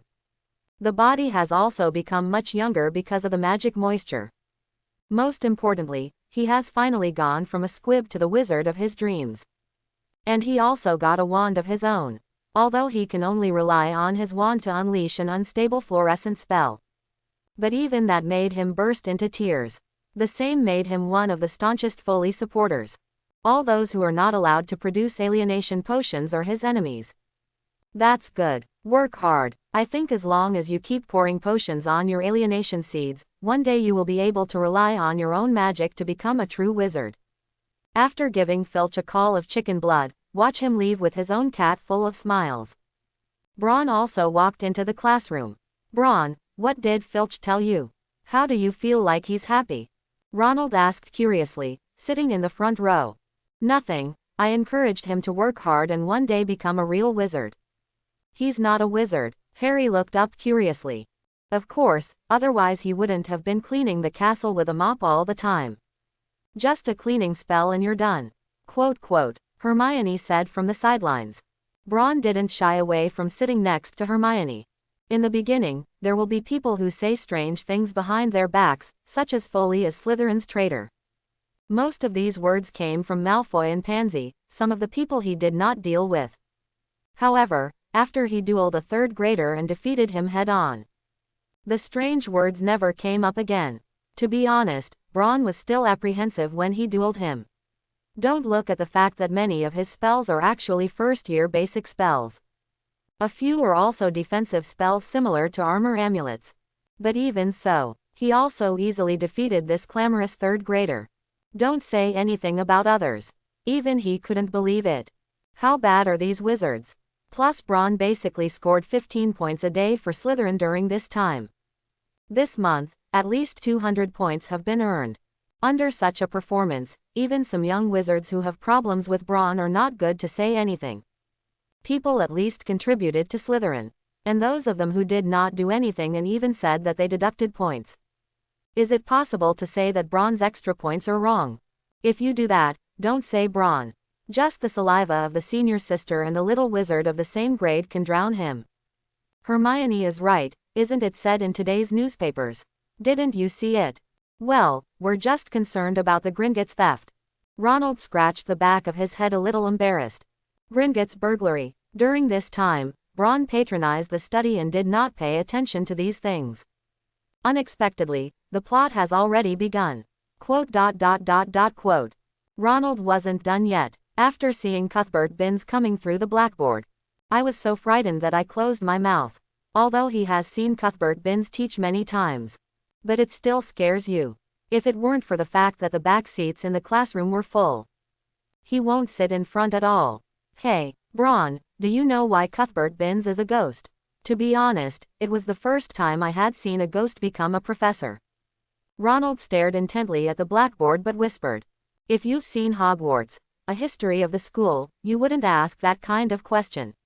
Well, who made me your cousin that? Stop glaring at me, otherwise I won't say it. Quote. Ronald was tempted to outright refuse to express his backbone. But in the end, it was still unable to resist the temptation. Be prepared to listen to Braun. Cuthbert Binns is very old, even older than the 4 founders of the Academy. He was already very old when Hogwarts was founded. And it was very famous in the field of magical history at that time. It can be said that the presence of experts. He is not so much a researcher of history as an eyewitness. He had personally experienced ancient wizard wars, goblin rebellions, secrecy laws, etc. It was because of this that he was invited by the founder at the time to teach the history of magic. And his classes were often warmly welcomed by the students of the time. Until one day Cuthbert Binns fell asleep in front of the fire in the faculty dormitory. When he woke up to prepare for class, he found himself dead. But that didn't stop Cuthbert Binns' passion for teaching, and he still taught his students. It scared the students out. But there's also a theory that Cuthbert Binns didn't know he was dead. Of course I knew I was dead. Cuthbert Binns, who was reading the script in an emotionless voice, suddenly stopped lecturing and looked at Braun with some interest in his eyes. Cuthbert Binns, Ronald stammered in reply. This was the first time he had met Cuthbert Binns and said anything other than textbooks. The other little wizards who were napping also woke up. I don't know what happened. You speak very well, Mr. Foley. There is no exaggeration or disparagement, just a few facts. I like this, it is in line with the objectivity required for historical research. Which Foley are you? Foley the Dark Wizard or Foley the same potion maker? Foley who makes potions, sir, Braun replied respectfully. Although the professor in front of him is just a ghost, he is also a wise man who can be called a living fossil. And it seems that he still knows the ancestors of his own family. Foley who made potions, oh yes, it's a bit like that. I know your ancestors and have a good relationship with him. If you have time, you can come and talk to me. I'd love, sir. Cuthbert Binns nodded in response to Braun. Then he continued to lecture in a boring tone just now. As if it wasn't him who had just spoken. The little wizards looked at Braun in amazement. But soon they couldn't stand Cuthbert Binns' emotionless hypnosis and became lethargic again. The history of magic lesson is over. Cuthbert Binns didn't stop at all. The black-gray body passing through the blackboard does not leave here for an extra minute. Phew, it's finally over. Ronald breathed a sigh of relief. The history of magic lesson was too long and difficult for him. The only advantage is that Cuthbert Binns doesn't do much homework. This is the only consolation for him. Braun lent me your notes to see. Quote. Copying homework is not a good habit. Ronald Idiographic period. Quote. Looking at Braun, who casually handed over the textbook. Hermione said with some dissatisfaction. We're just referring to it. That's right, Hermione, Ronald and I are just for reference. Harry also said with joy. Like Ronald, he couldn't help but doze off as soon as he took the charms class. Needless to say, the notes were definitely not memorized. The defense against the dark arts classroom is huge. This is so that students can learn various ways to protect themselves through practical exercises. In the beginning, the professors of defense against the dark arts were popular. It's just that Voldemort's curse makes the class dangerous. No defense against the dark arts teacher can get a good end. This also makes it more and more difficult to find a professor at Hogwarts. So much so that to this day, defense against the dark arts class became almost like a joke. Frequent teacher changes prevent students from learning knowledge more systematically. This is also an important reason why these Hogwarts students have poor combat awareness today. Please turn the book to page 5. What we're going to talk about today is after encountering vampires in the wild. What should we do? Quirrell stood on the podium and stammered as he let the students open the book, looking nervous and timid. But even with him, the students still don't sell him much face. Sir, if you can you tell us if your turban is to prevent vampires from biting your neck? Malfoy scoffed loudly. Oh. Quirrell was a little nervous and afraid to say anything. However, he kept covering his turban with his hands, as if he was afraid that he would fall off. Garlic protects against vampires. Because vampires don't like that smell very much. Similarly, the same blood lollipop can make vampires give up biting you. They just love that smell of blood. For some unknown reason, Professor Quirrell ignored Malfoy's words and continued to lecture. But it was slightly better than just now, and it didn't stutter so much. But the hand covering the turban apparently did not loosen. How does Professor Quirrell feel a little cowardly? Sabini flipped through his textbook boredly. Grab a quill and draw a beard on the illustrated character above. Because of the notes he lent Ronald in the morning, Ron was severely counted down by Hermione.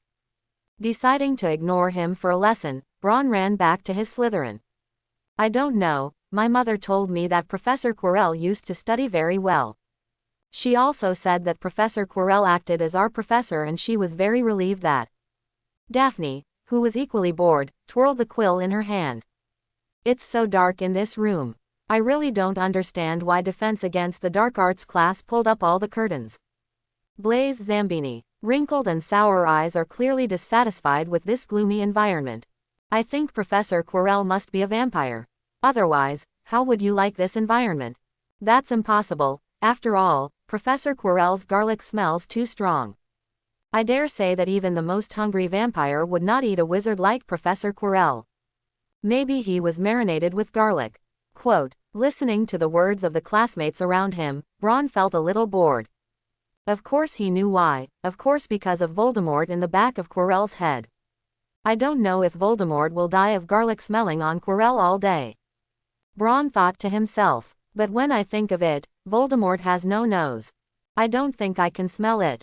Ron, what's wrong? The professor called you, Daphne whispered. Professor. Ron looked up at Quirrell on the podium who was looking at him. I couldn't help but feel a little strange in my heart. I was honest in Quirrell's class, and I had never skipped like any other. For fear of attracting Voldemort's attention. What's wrong, Professor Quirrell? Foley, Mr. Foley, please answer about werewolves. 5. Of course, sir. Werewolves are more dangerous than vampires, not only because they transform into enemies and attack the humans around them on the night of the full moon.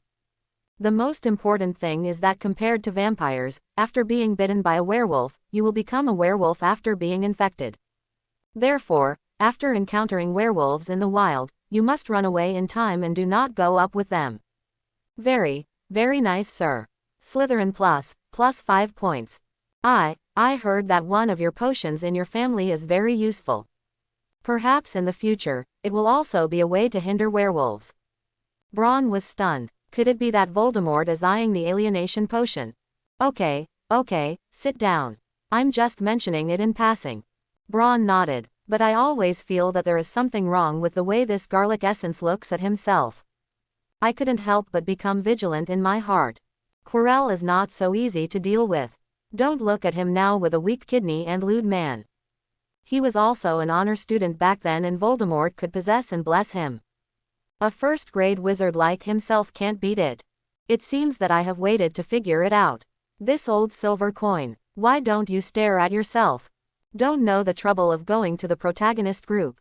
A Defense Against the Dark Arts lesson ends with Quirrell stammering and the laughter of the young wizards. After returning to the dormitory to finish the book, Ron came to the library as usual. There were not many people in the library at this time. Only a few upperclassmen were frowning through the materials for the OWL exam. Mrs. Pants stood not far away, her eyes wide and constantly scanning the students around her. As soon as someone makes a slightly louder noise, she glares viciously. Or waving a chicken feather duster and asking him to go out. Braun removed the book Snape had recommended to him from the shelf. I took the book and found a corner and sat down. I watched it with relish. Dinner is usually served until 6 p.m. So many young wizards take advantage of the afternoon to finish classes and before dinner to go to the library to write homework. It didn't take long for the library to be full. A comfortable solo position like Braun was quickly snatched up. The library, which was still quiet, couldn't help but become a little noisy. But none of this is a problem for Braun. After Mrs. Pants kicked the third Gryffindor lion cub out of the library, Braun finally finished reading the book in front of her. Putting down the book, Braun let out a long breath. Braun, Harry, what's going on? Your notes. Oh, it's good to put it. How, and something, that's it. Seeing Harry Potter hesitating not to speak, Braun couldn't help but ask curiously. Well, I want to ask if you have any knack for things like spells and potions. I see you can always learn quickly. Quote. The trick. The little wizards near Braun also pricked up their ears. Want to hear from Braun about the unique approach? Of course there is. Harry Potter couldn't help but get excited. Braun, can you tell me? The little wizards around also stopped their pens one by one to concentrate on what tricks this Slytherin scholar would say. Practice more. And then that. Harry took the notebook and wrote down what Braun said, then kept his head down and waited only to find that Braun didn't say anything. Some looked up anxiously and asked. Gone. It's that simple. Harry Potter looked disappointed. Braun said to himself. What else do you want? Can't it be that I have to tell you that I have hanging? You'll never be able to catch up. I had to say solemnly on the surface. Harry, do you know how long I studied in potions class? How long? I've been studying since last year. Don't think I just studied Harry for a year. I refined 50 bottles of potions every day.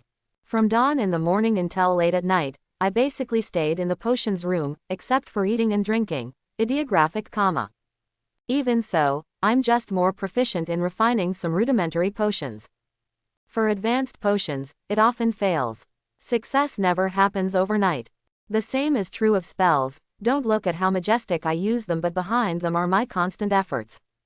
My talent is not very strong. Even most of the students at Hogwarts are better than me, and hard practice for me is the true meaning of success. Quote.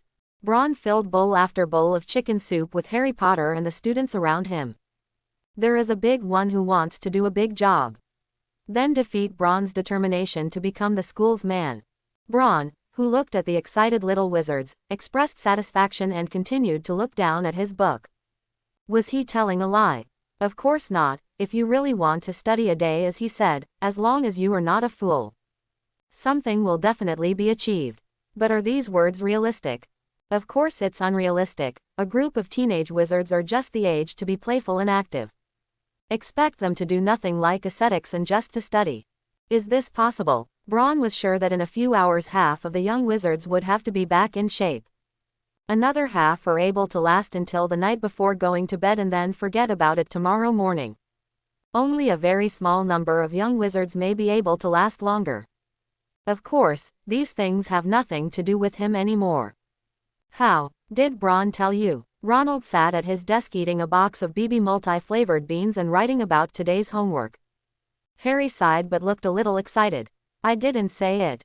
Is it telling you that genius is 99% sweat plus 1% effort? Talent is secondary, hard work is real. My failure was not due to my talent but because I didn't work hard enough. How do you know? Harry was still writing his homework with joy. I couldn't help but stop when I heard Ronald's words. Because that's what he told me too. Ronald said leisurely. There was some resentment in the tone. When Braun lived in the burrow, he was in a room with him. Sometimes he would ask Braun if he had any tips. Then Braun would be very proud to tell him a bunch of big things. Say what you are strong, I am not comparable to you. As long as you try a little harder. And then, the young man believed it and finally gave up after holding on for a week. You mean to say Braun is lying to me? That's not true. If you do what he says, there is indeed a possibility of progress.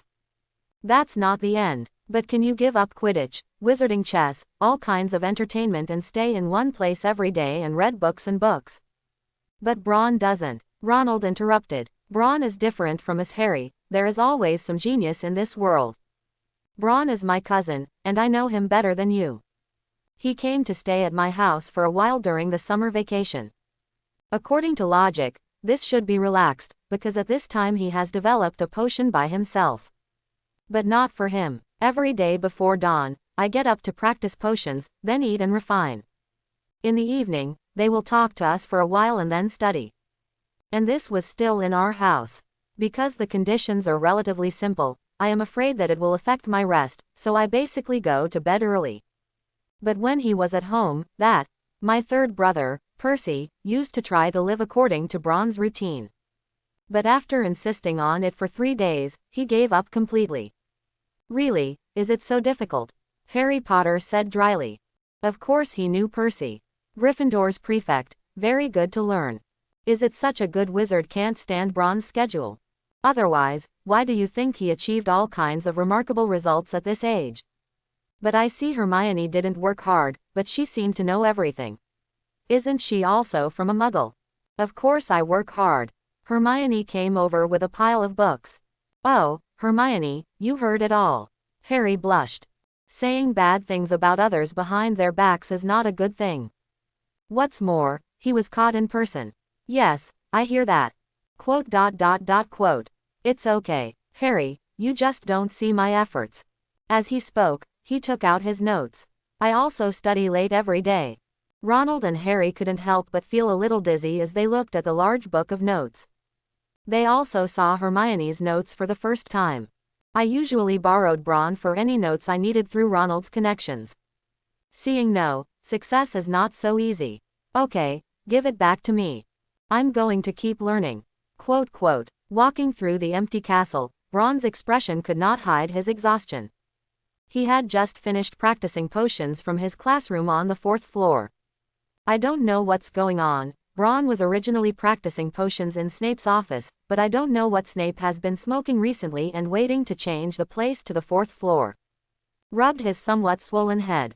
Braun let out a long breath. What's going on? Braun frowned. The sound not far away made him a little curious. Braun, Ronald shouted with some anxiety. Ronald, what's wrong with you? No time to explain, run with me, Harry said anxiously. Ooh, Braun followed a little confusedly. There is no way. The door is locked. Harry pulled the locked door with a bit of anxiety and collapse in his tone. It was as if something terrifying suddenly appeared the next moment to take it away. Get up. Araho cave open. Hermione pushed Harry away. He cast a spell on the door lock and pulled Braun inside. Harry and Ronald were no exception and followed in anxiously. Then everyone leaned against the door panel and did not dare to make a sound. Then what? I said. He's coming. Ronald interrupted Braun halfway through with a trembling fear. I only heard a cat barking outside the door. An old but breathy voice said. Aren't they here, sweetheart? Forget it, let's go back. I don't want to waste any more time catching these pesky imps now.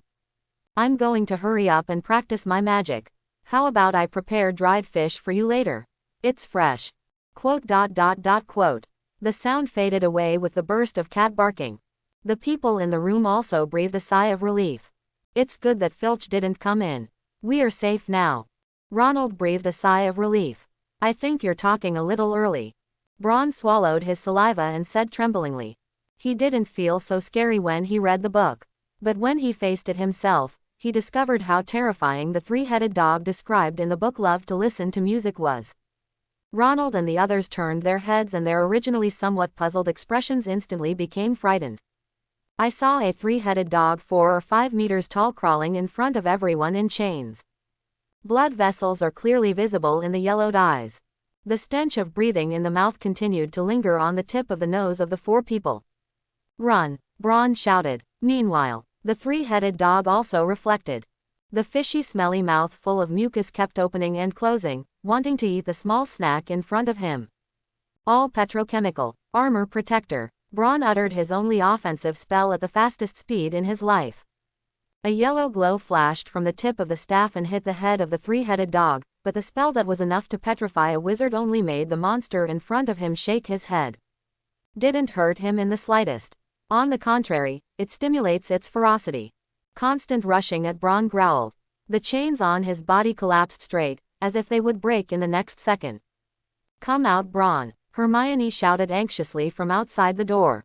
Bron did not delay. "Turn around and run." Bang. The armor protection on his body was like fragile paper, which was easily bitten by the three-headed dog. The sharp canine teeth seemed to pierce Bron's tender body in the next second. "Don't," Hermione shouted. Click. One of Bron's accessories emitted a dazzling white light. Withstood the fatal blow of the three-headed dog. Then the recoil Bron fled outside the door. Back to the beginning. The originally broken door lock was repaired by a repair charm. Let the three-headed dog inside slam the door, but there is no way to open it. He could only let out an angry roar unwillingly. "Bron!" Hermione threw herself into Bron's arms with red eyes. The head is buried in Bron's mail. The body twitched gently. Bron was a little confused. It took a long time to raise his head. But there are still tear stains in the corners of his eyes. "You were worried about me just now. I thought. Think I was bitten to death by that puppy. Don't worry, I won't die so easily. I haven't discovered the true meaning of magic yet." 5. Bron said with a hippie smile. However, the trembling right hand still showed his inner unrest. He also thought that he was going to die at that moment just now. Fortunately, there is a pendant given to him by his mother. A passively triggered armor talisman was applied inside. That's how I was able to get away with my whole body. Otherwise, I might have died in the dog's mouth at this moment. After comforting Hermione and calming her, Bron said with some questions. "Why are you still being targeted by Filch if you don't go back to sleep in the middle of the night?" The two of them actually listened to Malfoy and were going to the trophy showroom for a duel. "I told them not to go." Malfoy didn't come when he arrived, but Filch did. Hermione counted Ronald and Harry in front of him like an angry little lion. After noticing Bron's gaze, he also seemed to feel that there was something wrong with him now, pinching his waist in his pajamas. "I couldn't help but feel a little embarrassed. We didn't let you go." Ronald was also frightened and muttered quietly at the moment. Hermione's anger instantly rose again when she heard this. "I was about to say something when Bron stopped me." Okay, don't be angry. Now that it's over, go back. It's also late. Let's go, Hermione, and I'll take you back to your bedroom." Single quote. Okay, let's go," Bron urged, taking her small hand, causing Ronald and Harry to look sideways. Hermione, of course, also sensed the two of them. "My cheeks couldn't help but blush." But after trying twice and failing to break free, he let it go. Obediently led by Bron, Ronald and Harry, who were originally familiar with Hermione's personality, were shocked and couldn't help but secretly admire Bron. "Good night. Sleep well." Bron said goodbye to Hermione with a smile on his face. You too." Hermione bit her lower lip nervously. After hesitating, he finally ran over and gave Bron a hug. Then the head ran back to the girls' dormitory. Bron. Harry was a little ashamed to say something. I saw Bron wave his hand. "It's okay, Harry, things are over. See you tomorrow." What else Harry wanted to say? But the fat lady guarding the door was obviously a little unhappy. A somewhat muffled sound came from the portrait facing the wall. "You little wizards can't get in yet." Harry sighed. "See you tomorrow, Bron." 5. See you tomorrow. Then the two walked in. The door also closed slowly. "Interesting, how did you know I'm not Gryffindor?" Bron said to the fat lady with interest. Who knew that the fat lady completely ignored him? "How about this? You tell me the answer, I can donate to Hogwarts a magic hanging picture for a feast. So that you can go inside to drink and sing in your free time." The fat lady was a little moved by what Bron said. But he still kept his duty and did not answer. However, the portrait next to it was a little unbearable. Chianuos is like this. After the sorting of each little wizard, the body of each little wizard will be marked with aura. Therefore, if it is not the little wizard of this courtyard, he cannot go to the lounge of other courtyards. Breath. Yes, like the silver snake on your robe. That's the logo. So it was. Bron suddenly realized. No wonder Ronald and Harry were able to swagger into Slytherin's lounge with a potion of potions. It turned out that the key point was not the potion but the robe on the body. Thank you so much. I'll send the painting over before Halloween. Goodbye, sir. I have to say you're more generous than that lady. After speaking, he ignored the fat lady's roar and ran away with a smile. You shouldn't have told him. I didn't say anything. The portrait turns a blind eye to the accusations of the fat lady. Happy left the portrait to publicize the good news with the other portraits. Bloodline. The portrait in front of the door did not open the door. Instead, he asked with some doubts. I heard you're going to send a portrait of a feast to Gryffindor. Braun's smile doesn't change. Yes, sir, of course I'll give us one too. Bigger, better and more luxurious than that. That's how Slytherin's nobility can be revealed. The portrait in front of the door was clearly pleased with Braun's answer. Gladly opened the door and let him in. Really, the portrait even knows the comparison. You can't eat. ... Braun muttered with flesh pain. A portrait is expensive. Although it is not a character-like, but even this requires a large amount of Garon Yun. Take advantage of the flames of the fireplace. Braun cooked a cup of milk in a crucible. Drinking it hot made him feel a lot more comfortable. Don't look at how calm he was in front of Hermione just now. In fact, I am also afraid of it. It's just a little bit close to death. This also gave him a clearer understanding of the cruelty and danger of the wizarding world. Some of the smug that had emerged disappeared without a trace at this moment. Hold on, you must stay, Braun. You're an ordinary little wizard. Can't be as wave-like as the protagonist. Otherwise, even if you have a plug-in, you won't survive the 3rd grade. The next morning, Malfoy looked at Harry and Ronald eating at the Gryffindor table. I couldn't believe my eyes. He was very pleased with his strategy yesterday. Before going to bed, I expected Harry Potter and Ronald to be caught by Filch. With Filch's temper, these two men would definitely be punished for cleaning the castle or going to the school infirmary to clean the night pot. But they didn't expect them to be sitting at Gryffindor's table, although their expressions looked a little tired. But apparently, his plan yesterday did not succeed. Indignantly sitting at the table, he picked up a sandwich and bit it down as if venting. Apparently he wasn't in a good mood. But Harry and Ronald looked tired but excited. Last night's experience scared them though. But after the experience, there is a sense of excitement. The only downside is that the excitement can't be shared with others. You found Ronald. The big dog had a trapdoor under him. Trapdoors. Maybe it's guarding something. Ronald replied vaguely as he ate. Are you saying this has something to do with Gringotts stuff? Hagrid says that thing is confidential.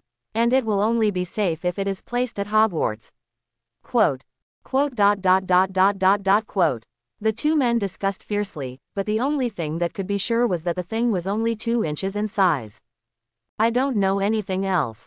As for Hermione, she is now very disgusted with these two classmates, who always like to mess around and don't like to follow the rules. Especially yesterday because the two almost caused Braun to die in the mouth of the 3-headed dog. So she had already decided not to talk to them. Watching the discussion between the two with cold eyes, silently eating the food in front of him.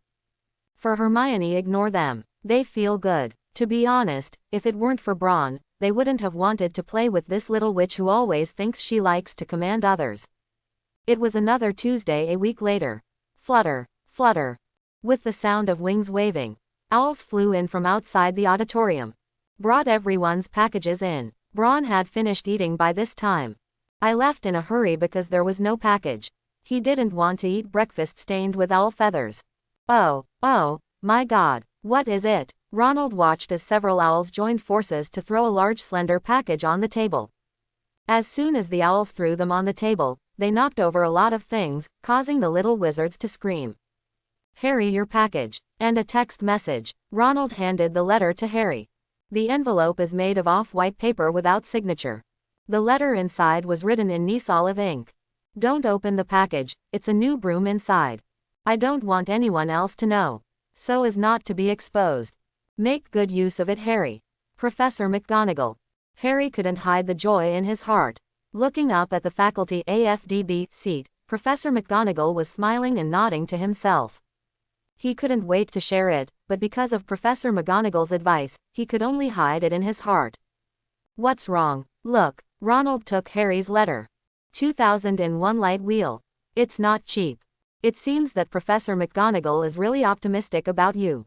I used to ride the light wheel. It was a great feeling. Quote. Light wheel. It's the previous generation of 2000 light wheels. Braun said he wanted to give it to me, but I was afraid it would be too precious to take it. Quote. Ronald said with a hint of remorse in his tone. As if he could do it all over again, he wouldn't give up the broom. Since Professor McGonagall doesn't want people to know, let's go quickly, or someone will have to come and ask later. Look at the curious eyes of those around you. Harry nodded appreciatively. 2 people hurriedly left the auditorium with their packages. Be prepared to take advantage of the time before the first class to find a place where no one is and take it apart. But when they walked through the foyer, they were stopped by Malfoy and the others. Get out of the way, Malfoy, Harry said with some anger. Although they thought last week had been a great adventure, that didn't mean they were grateful to Malfoy. On the contrary, I became more and more disgusted with him. Don't let it. Malfoy grabbed the package from Harry's hand and touched it. A flying broom. Malfoy's expression was tinged with resentful irritation and a little anger. He had known for a long time that Harry had become a Quidditch player. So it's not a surprise that Harry can have a broom. The only thing that upset him was Harry's ability to become a Quidditch player. And his own, who thought he was no worse than him, failed to succeed. Threw the broom back. Mocked. A broken broom. What if you become a Quidditch player? Ronald couldn't bear it. This is not a broken broom. This is the light wheel of 2000. The latest broom. I guess you haven't seen Malfoy either, right? The last 100 galleons all lost to Braun, and I shouldn't have the money to buy them, right? Malfoy responded unflinchingly. So what? It's just 100 galleons. As for this broom, whenever I want my dad will buy it for me. Unlike you Weasley. I guess you haven't touched a high-class broom much. Maybe you and your brothers need a broom from branch to branch, poor devil. Ronald's face flushed angrily, and before he could answer, he saw Braun walk out from the side, followed by Professor Flitwick. Of course he doesn't need to praise branch by branch. Ronald has a broom and a light wheel. Whoosh. Malfoy scoffed unceremoniously. All right, gentlemen, I guess now is not the time for quarrels. Classes are coming soon. Quote. Flitwick screamed, waving his arms. Of course, Professor Flitwick, but someone sent Harry a broom. I remember that Quidditch players were not allowed to carry brooms without permission. Is it a broom? Professor McGonagall mentioned to me. What model? 2000 professors of the light wheel. Seeing that Professor Flitwick was not angry, Harry's tense face also relaxed. As if sensing Malfoy's ugly expression, Harry continued. Thanks to Mr. Malfoy. Otherwise, Professor McGonagall would not have chosen me as a Quidditch player.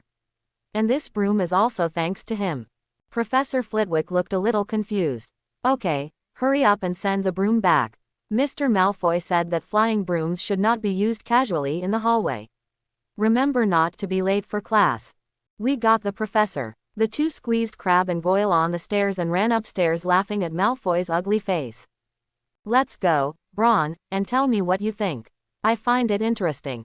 Good, Professor. Braun replied respectfully without even looking at Malfoy, who had an ugly face. Professor Flitwick's office is also next to the Charms Professor. It's just compared to Snape's formalin-soaked specimens.